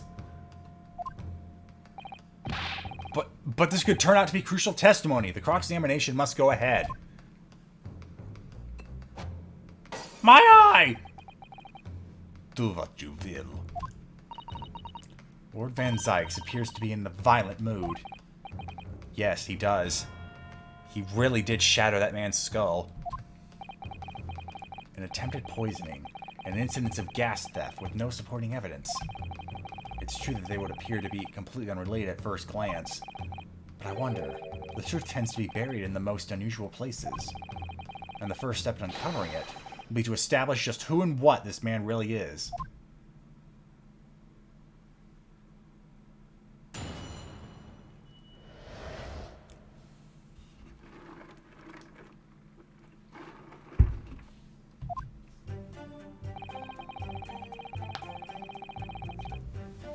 Ugh.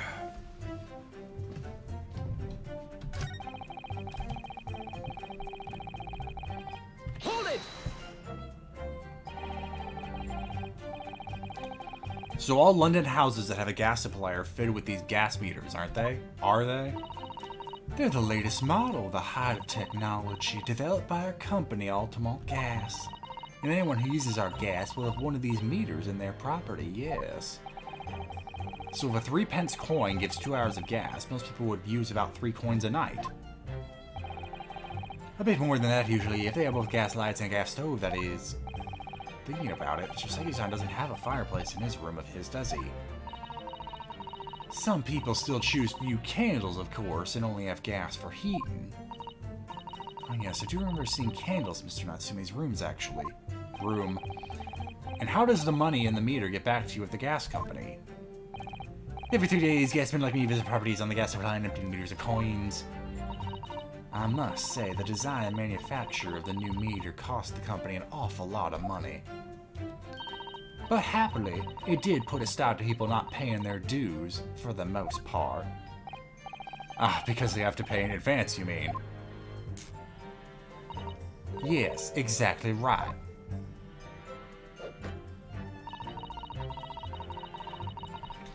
Hold it!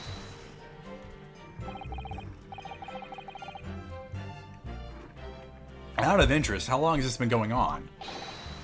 Weeks and weeks, you've been pinching off gas for us for ages. And you've examined the meter, Mr. Shamspare's room, I take it?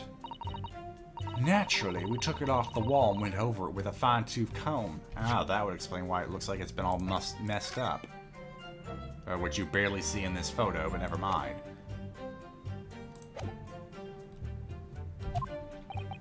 And found nothing suspicious at all, I presume. No, I'm afraid we didn't. Which is exactly why I demanded a new type of meter to be produced. One with an indestructible lock. The Shamspear Special. That sounds like it would have cost an awful lot of 3-penny pieces. But even after all that, the rascal's meter was still empty. And I'll never forget the humiliation when I opened up the money box and found it bare. You what? I said, you what? And look on his face, a small of his. I pulled the meter straight off the wall and looked it back to the office. But you know what? Nothing. Not a trace of it in Jenny open anywhere. Not a single sign. And what's happened to my salary as a result? Down by 3 shillings a day, that's what. A life-threatening situation in a number of ways. I feel like this is where the soap comes in. Incidentally, what became of that meter? Nothing became of it. I've still got it. Oh. Right here! No wonder they call you Meter Man. I think it would be prudent for the court to sequester this item while the trial is ongoing. Feel free to poke and prod at it, though! Definitely. Although at first glance, there doesn't appear to be anything unusual about it. Let's move this along, shall we? Continue with your testimony. Though I would say it has as much value as I would say it has as much value as the contents of that meter. Oof. I'm gonna go ahead and take a look at it now. Boop, boop. Uh-huh. Uh-huh. Uh-huh.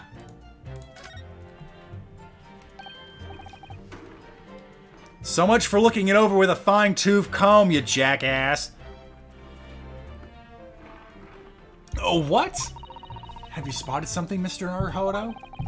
Just here. There's a little hole. Do you see? Goodness, you're right. I wouldn't have noticed. Not a very neat hole, is it? Not professionally made, I'd say. So you think it might have been opened up by Mr. Shamspear? Possibly. It seems that the people at Altamont Gas must have missed it. Well, it certainly seems to go all the way through to the inside. Yes, but there's no way a coin could fit through here. That's true, but even so, it seems more than a little suspicious.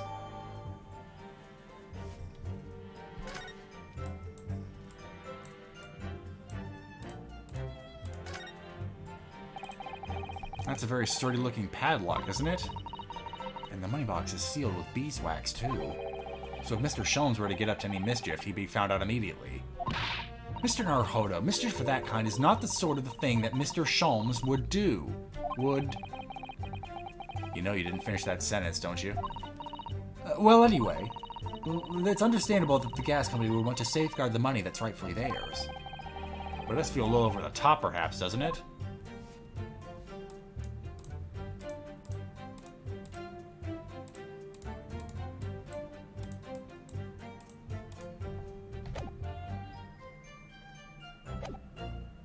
Whoop, whoop, whoop, whoop, whoop, whoop, whoop. Well, we already know that's not true.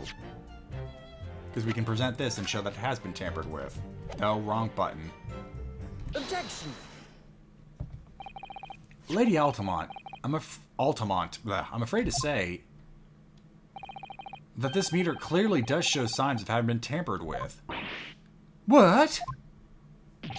Get away! I've been over and over that thing. I'm telling you, there's nothing wrong with it. In that case, what do you have to say about the small hole that's been made in the base of the coin box? Hole? What? You're right. You're quite right. There's a little hole here. The meters aren't supposed to have that. None of the others do. In other words, we can assume that Mr. Shamspear secretly opened up this hole himself. Yes, I wouldn't be all surprised, but why? Yeah, why? I mean, it's tiny. Yeah, I mean, no. Yeah, why? I mean, it's tiny. You couldn't give any further to that. Lady Altamont. I wonder... Is it Altamont or Altamont? I wonder if you could give the court some more details about your meter design. What sort of details? Well, what I'd specifically like to know is... Oh, shit! Didn't know you'd do that! How can the meter be dismantled? Dismantled? Yes, given that there are no signs of having been forced, I'm wondering if perhaps rather than being broken open, it might have been taken apart. Well, yes, that does make some sense. The padlocks are made by first-class locksmith from the finest quality steel, and the meter box itself is made from plate steel as well, welded shut to ensure it can't be opened again. I can assure you it's quite impossible to dismantle it. Yoo-hoo! Yeah, nothing leaks for an Altamont meter. No coins, no gas, no nothing. I see. The witnesses will amend their infernal testimony with that information in case it's pertinent. Well, shit, I didn't even see what the second question was. Can I fish out the second question?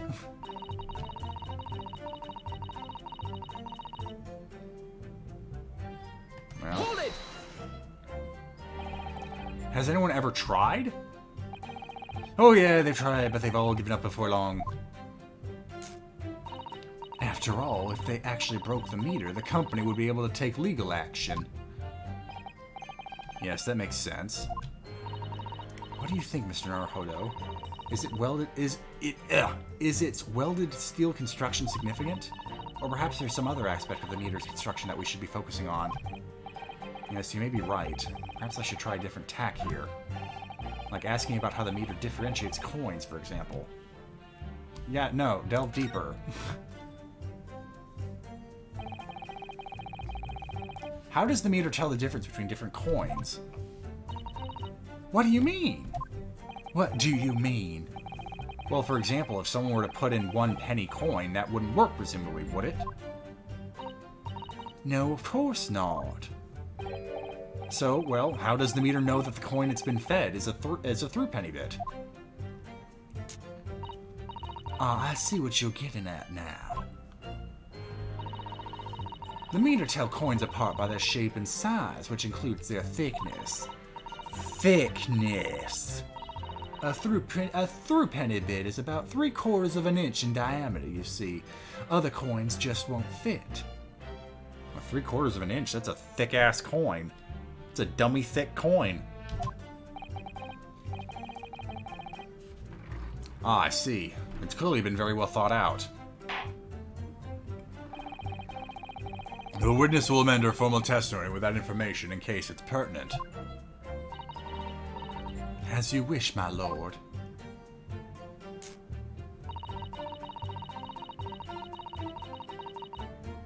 Huh.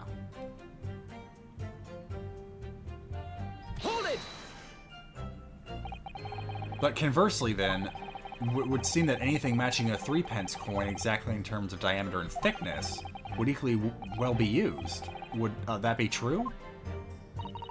Well, yes, in a way. The weight comes into it at a certain extent, as well.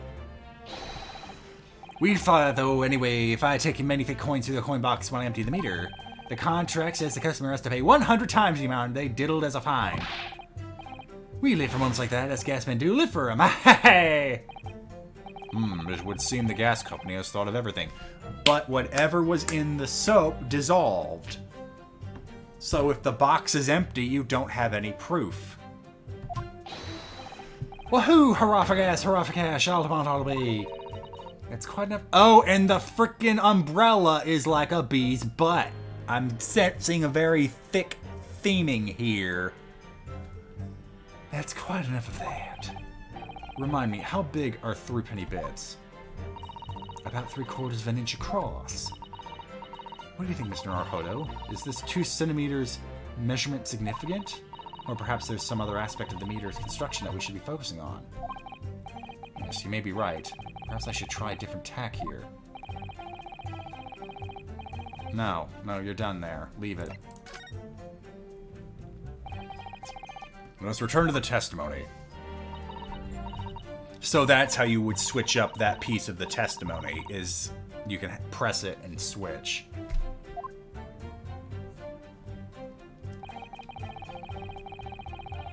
Okay, so let's try...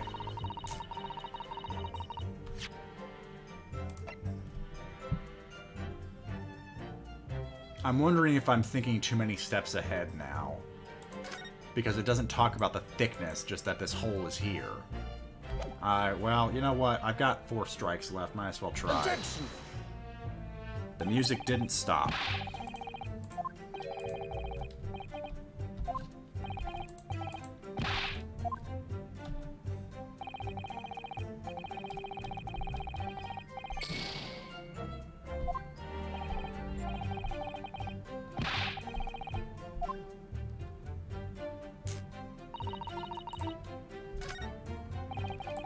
Hold it! How do you know that he's been using gas, though? Well, now, since I started investigating this bloke, I've been to his room more than a few times. On every single occasion, his lamps have been blazing and his stove pounding. In the middle of the winter, he still turns to me, sweat dripping down his cheeks, and says, "Get thee to a nunnery." Hamlet, indeed. I could ring the book's neck. I've got all the hot on the collar, but still, every time I open up that flaming meter, it's empty. He's robbed me of my salary, too. What's wrong with this world? Where's the justice?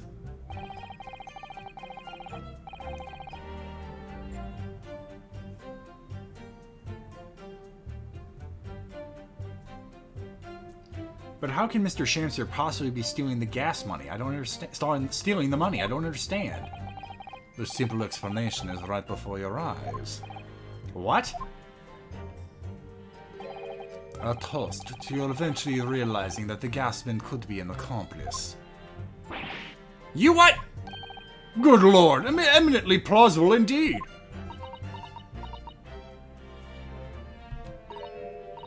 Well, what do you have to say for yourself? Oh, please, Lady Quimby, I'm a faithful worker.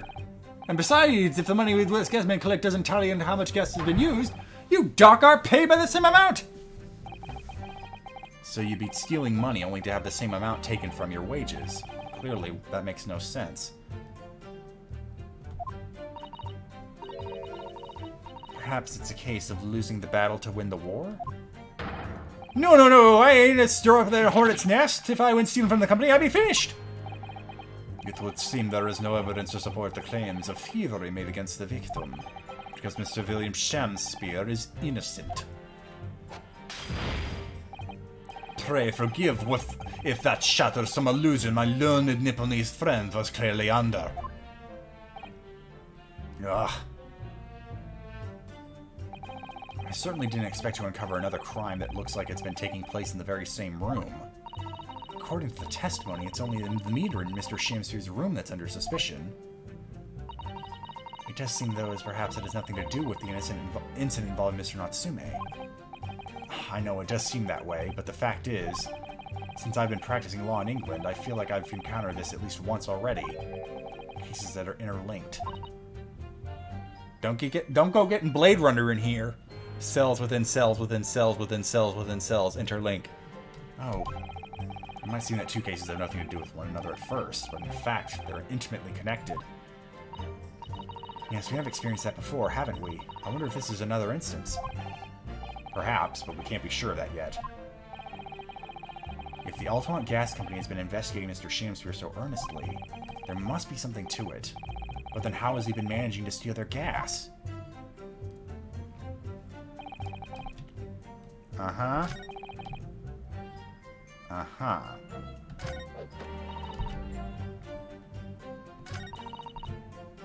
I feel like that's the thing I need to contest, but the most obvious thing is the soap, which clearly didn't work.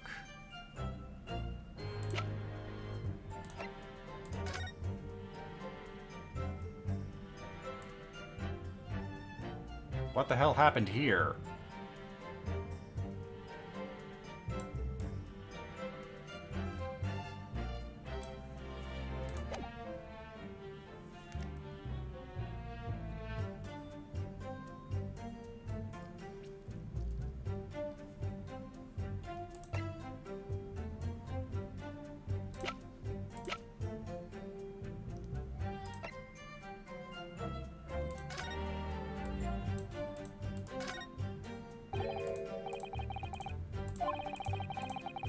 Wait, this is new now? Oh my god! I had to inspect it again after the medallion left? I hate that. I hate it.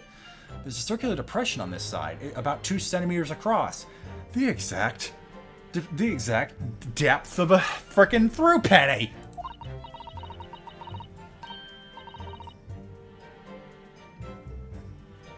Or 3/4 of an inch. Ah, do you think? We did find this soap at the scene, didn't we? Yes. Yes, there were 2 bars on that little ledge just outside the window, so we took this one. But I'm sure that when we first found it, there was some sort of reddish medallion in the middle there. I remember it clearly. Yes, but there's no sign of it now. Where could have it gone? There we go. So now we have what we need to contest it. I did have the right evidence, I just didn't inspect it after. Man, that's a bit annoying. It was already gone, and we pointed out that the thing was gone. Ugh. Objection! There we go. Let me just confirm something here. If the diameter and thickness were to be correct, the meter would accept any object as if it were a throughpenny bit. Is that correct? Yes, that is correct. Well, by something of coincidence, while we were there investigating in Mr. Shamsphere's room, which, you know, defense attorneys do all the time, by themselves, with no help, we found a particular item that matches the dimensions perfectly. Something the same size as a throughpenny bit? What was it? The item in question is this. Well, have you been inhaling gas? It's a bar of soap. It certainly looks nothing like a throughpenny bit, I must say. It looks like I'm going to have to point out exactly what I mean here.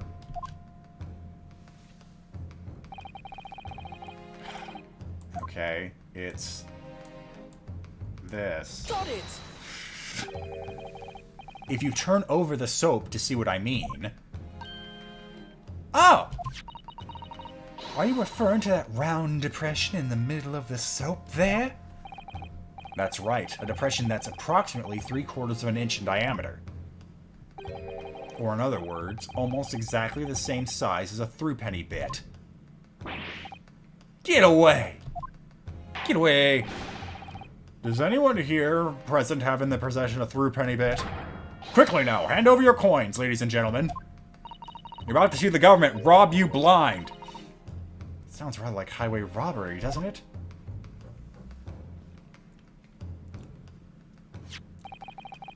Thanks to a kind member of the public in the gallery, I now have a new throughpenny bit. Now to see if it fits. My word! It couldn't be more snug! It's as snug as my boots on a cold Christmas morn! Yes, as I suspected. This, without a doubt, is a vital clue to explain how the Altamont Gas Company is being defrauded. Well, I don't believe it! Wow, her dress. Oh, look, she's just a full queen bee. So your assertion amounts to what? In some inferior bar of soap has a tentative connection to the theft of gas? Yes! The depression in the soap was clearly made by a threepenny bit. I must concur at least that... Well, where's this coming from? I must concur at least that pushing a coin with some force into a poor quality bar of soap such as this is a remarkably simple way of replicating the coin's shape. And then you could use, well, some melted wax or something to pour into the liquid mold. You'd make fake coins in no time. It's the wax. That's what happened. Shamspear made the things out of wax, broke the hole in the coin box, and then just melted the coin box. The wax is what was pooling on the floor. That tracks.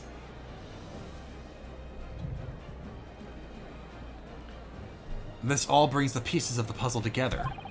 It's the method Mr. Shamspear has been using to steal the gas. That's the missing link. And now if I follow the chain of thought, it's going to bring me to a new explanation for what happened that nobody's considered yet. But this is all nonsense! If the man had been making fake coins, my worker here would have found them when he emptied the meter. Quite true, Lady Altamont. In the absence of some black magic that could make them disappear. Looks specifically at Naruhodo. Well, do you know any Nipponese dark magic? I see. That's what we're dealing with, is it? There is one form of black magic that could cause the fake coins to disappear into thin air, yes. Exactly. And the meter here gives it away. What on earth? There are remnants of the magical method used visible on the gas meter taken from the victim's room. If that is your assertion, Counsel, the defense will identify these remnants for the court at once.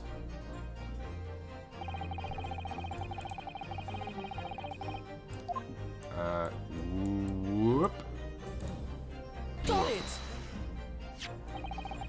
We found this bar of soap at the scene of the crime, just outside the victim's window. Outside? Yes, outside, where you yourself, Mr. Medeman, were loitering in the freezing winter air. Oh, okay, so it didn't have to be wax. It could be like ice or anything, and then it just melts naturally.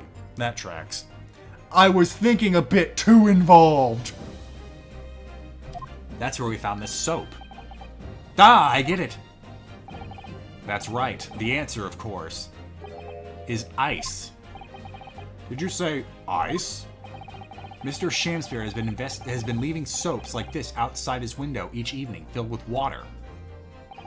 After a night outside in the bitter cold, the water is completely frozen solid the next morning. Then he takes the fake coin device and feeds them into the gas meter, leaving him light and void in spades. As his room becomes very comfortably warm, the ice now inside the meter's coin box melts, turning back into water and draining harmlessly away through the small hole made in the underside of the meter. That is how, without leaving any evidence of his wrongdoing, this man has been stealing Altamont gas.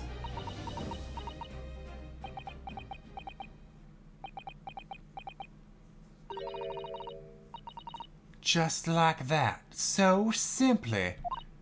Is he trying to make us look like idiots? I mean, you said you inspected the box with a fine-tooth comb and only just now found the hole, so yes. He's been fooling us with some bars of soap and some water. That's right, madam. I don't believe it! It can't be true!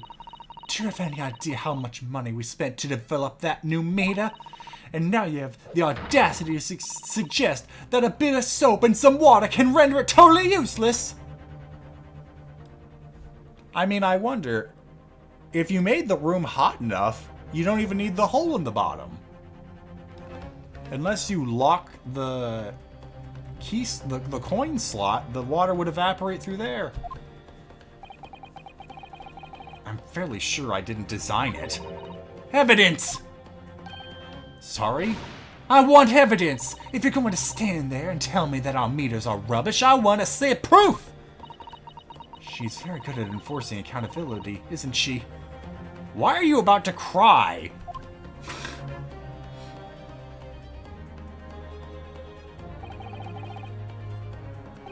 Very well, Lady Altamont. If you like evidence, I'll prove it. What? Mr. Naruhodo, are you saying you actually have evidence to support this theory? I did notice a trace of something that bothered me a little at the time. I have a feeling this theory we've come up with now could explain it. The piece of evidence that substantiates the theory about how Mr. Shamsphere has been stealing gas is this. Take that! This is a photograph of the scene at the point when the victim was discovered, taken by Inspector Gregson, and it clearly shows the remnants of the crime carried out by Mr. Shamsphere. What remnants?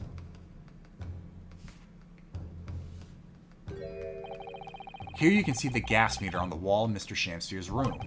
Now, look closely at the floorboards directly underneath the meter. Oh wow, it isn't even going to make me point them out? Okay. What is that? Some kind of grubbish stain? Almost certainly, it's a water stain resulting from the liquid that drained out of the hole made in the meter. Oh! If one coin gives around 2 hours of gas usage and the occupant was heating the room on all his waking hours, we can imagine he would have used around 10 of his fake coins each day.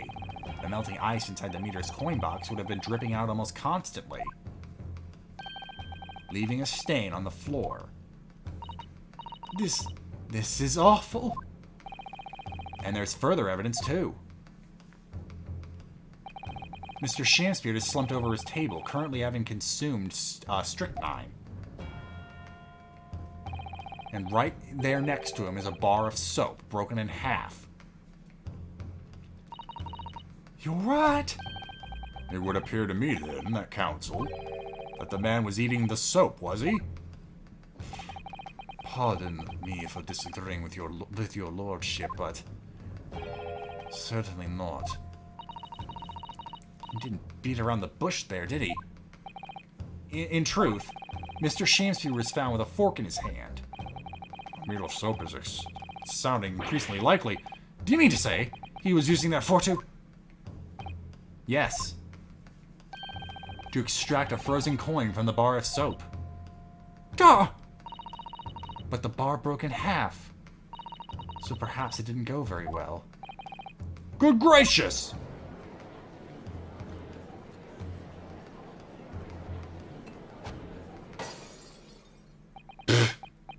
That's 2 members of the gallery that have to be escorted out now for glass injuries. Lord Van Zykes! I was throwing my hand up in despair, and happened to catch my hollowed bottle on the way. Pray forgive my maladroit mistake. You are not forgiven! You've killed my wife! What is the meaning of this, counsel? Allow me to pose my learned friend a question. Let me guess. What does any of this have to do with the poisoning? What exactly did you establish with your most recent cross-examination? Well, that Mr. William Shamsphere is a liar and a thief. In other words, that his testimony is unreliable. That's it. That's exactly it. Very well. Let us assume the man is a liar. Allow me to pose for another question. What possible difference does that make?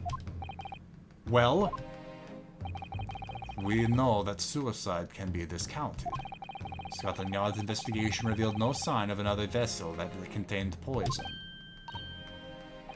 And on the night in question, there were no visitors to the room except the accused. The young gasman's testimony, which we have no reason to doubt, has confirmed that.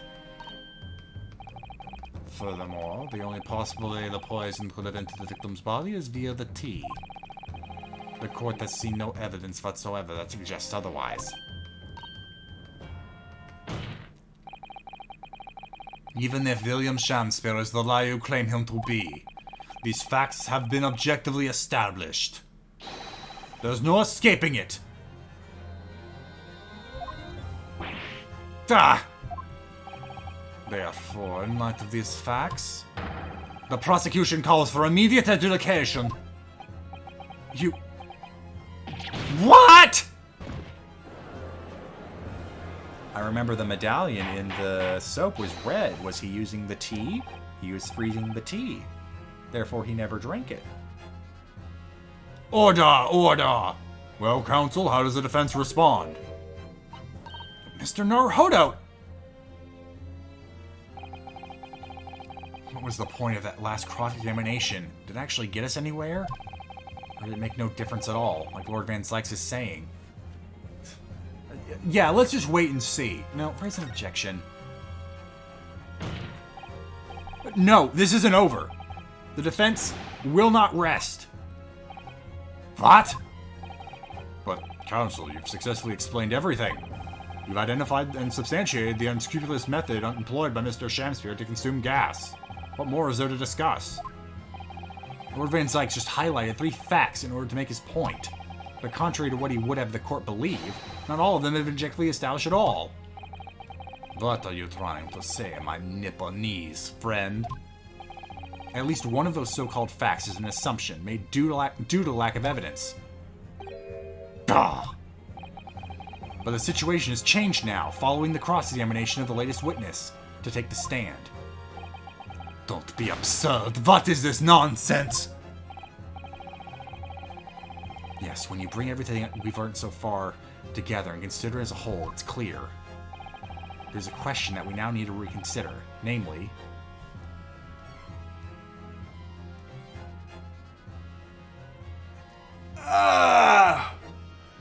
Was there another visitor? No, that was conclusively established. Was someone else responsible? Was the poison in the tea? You don't have any other vessel that he would have ingested. We already know there wasn't another visitor, because we have one guy saying it's not.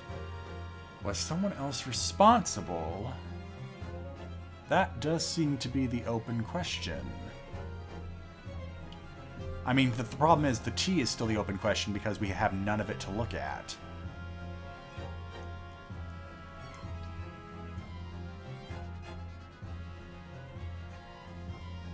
Actually, hold on.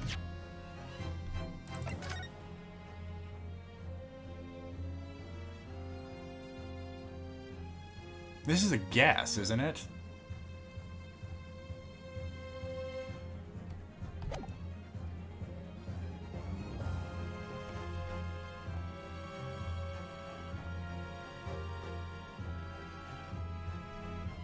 But he didn't ingest the soap. Like, even if it was on the soap, he didn't ingest it.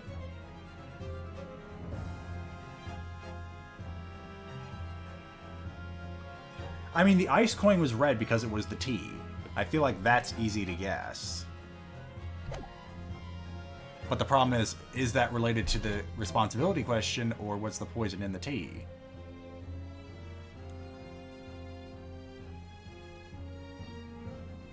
We already looked at, I mean, so the problem with the cups, we have one with a stain on it, meaning the tea had sat in it for a while. One was empty. We guessed that the red one was Natsume's and the blue one, well, I don't know what you would call that color, was Shamspeare's. Clearly he let it sit there.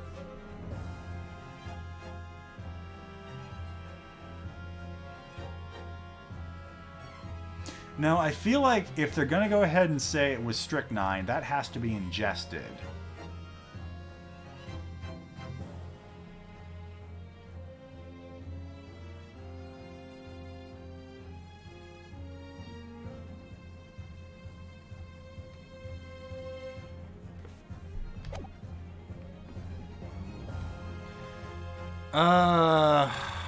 Yeah, I feel like this is an ultimate question that's too many steps ahead. Let's go ahead and start with this.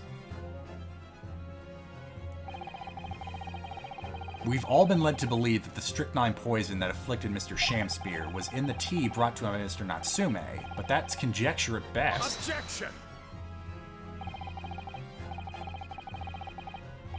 The victim has testified that nothing else passed his lips that night. There is no other possibility.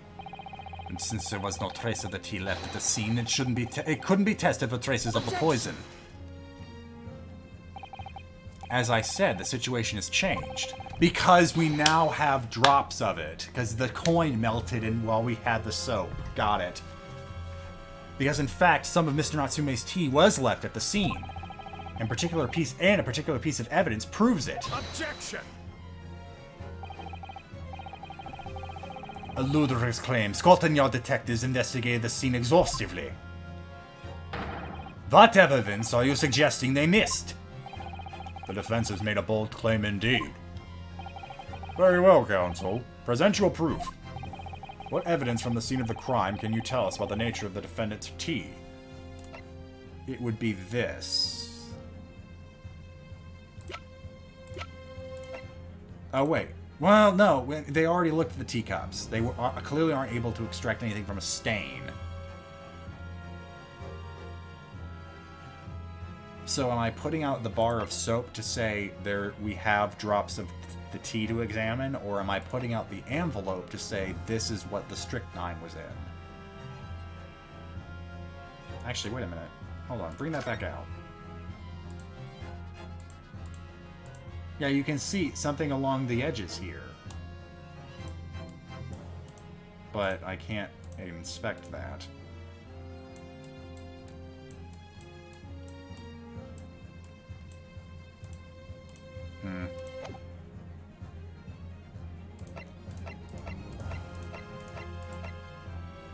No, it's specifically about the nature of the defendant's tea, so this has to be it. Take that!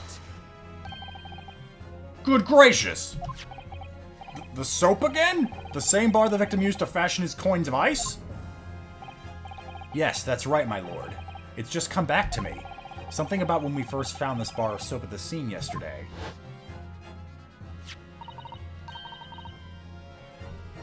It's... Yeah. Soap. Look, it's soap. More soap. Hey, look, it's soap. Soapy, soapy, soap. I'm quite certain that when we originally stumbled upon the bars of soap, there was actually a frozen coin in each bar. So you discovered the gas thief's coin factory. Fascinating. In a way, yes, but there's more. The coins were found in the soap at the time weren't normal ice. There was something strange about them, you mean? Exactly, something very obviously strange. They were red. The ice was red. No, you mean... That's right. It's obvious to me now. The fake coins in the soap were made from the frozen tea!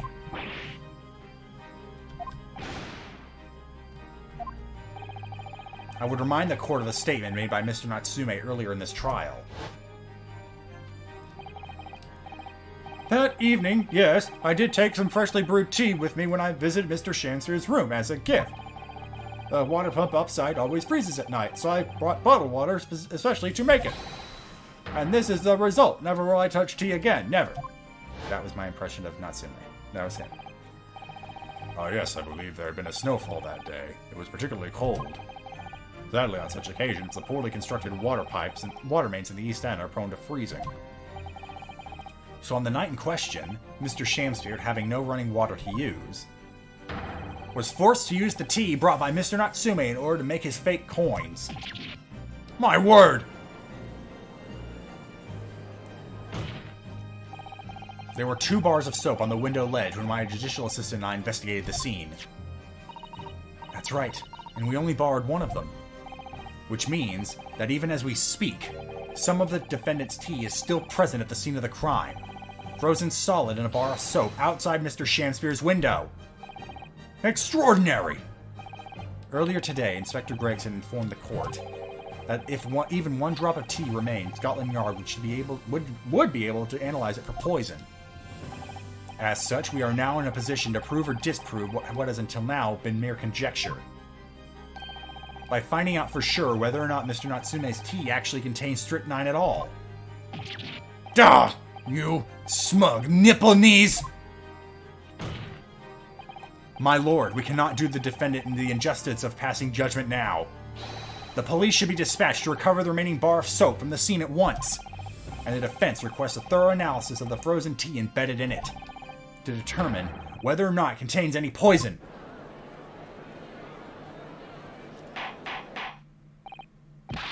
Bailiff! Bailiff! Instruct the police to attend to the scene at once. Get the elves on it if you have to.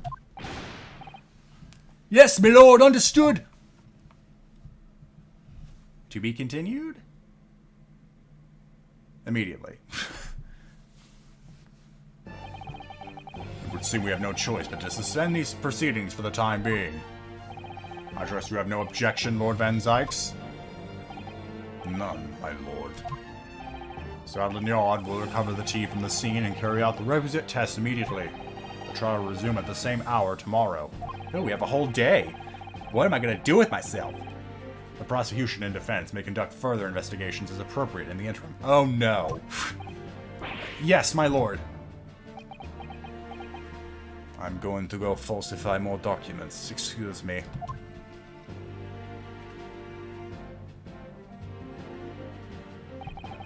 Well, we managed to scrape through here there somehow. Thank you, consuls. Court is adjourned until tomorrow. Enjoy your recess. There we go. Perfect timing. I gotta go in more ways than one. Alright, thanks everyone for joining me. I hope everyone has a good night. I do want to point out that tomorrow I will be back as I have obtained Skyrim and mods for Skyrim. So we will be starting a blind modded playthrough of whatever the hell I could cobble together with a vanilla Skyrim copy. So I hope to see you there. Also, hi Scott. Way to drop the bombshell right at the end. Alright, so I hope everyone has a good night. I don't even know if anyone is online right now. I don't have my phone with me. Hold on. I got this. I got it. Hold on. I've got it. I'm almost there. Just give me a sec. Oh, Nick's online? I'm shocked. Totally shocked. But alright, I'll have you raid. Let's raid Nick. I guess he's still doing his Demon Souls playthrough. Alright guys, hope everyone has a good night, enjoys watching Nick kill things for money and souls, all precious souls, and I hope to see you tomorrow for chaotic Skyrim action. Goodbye!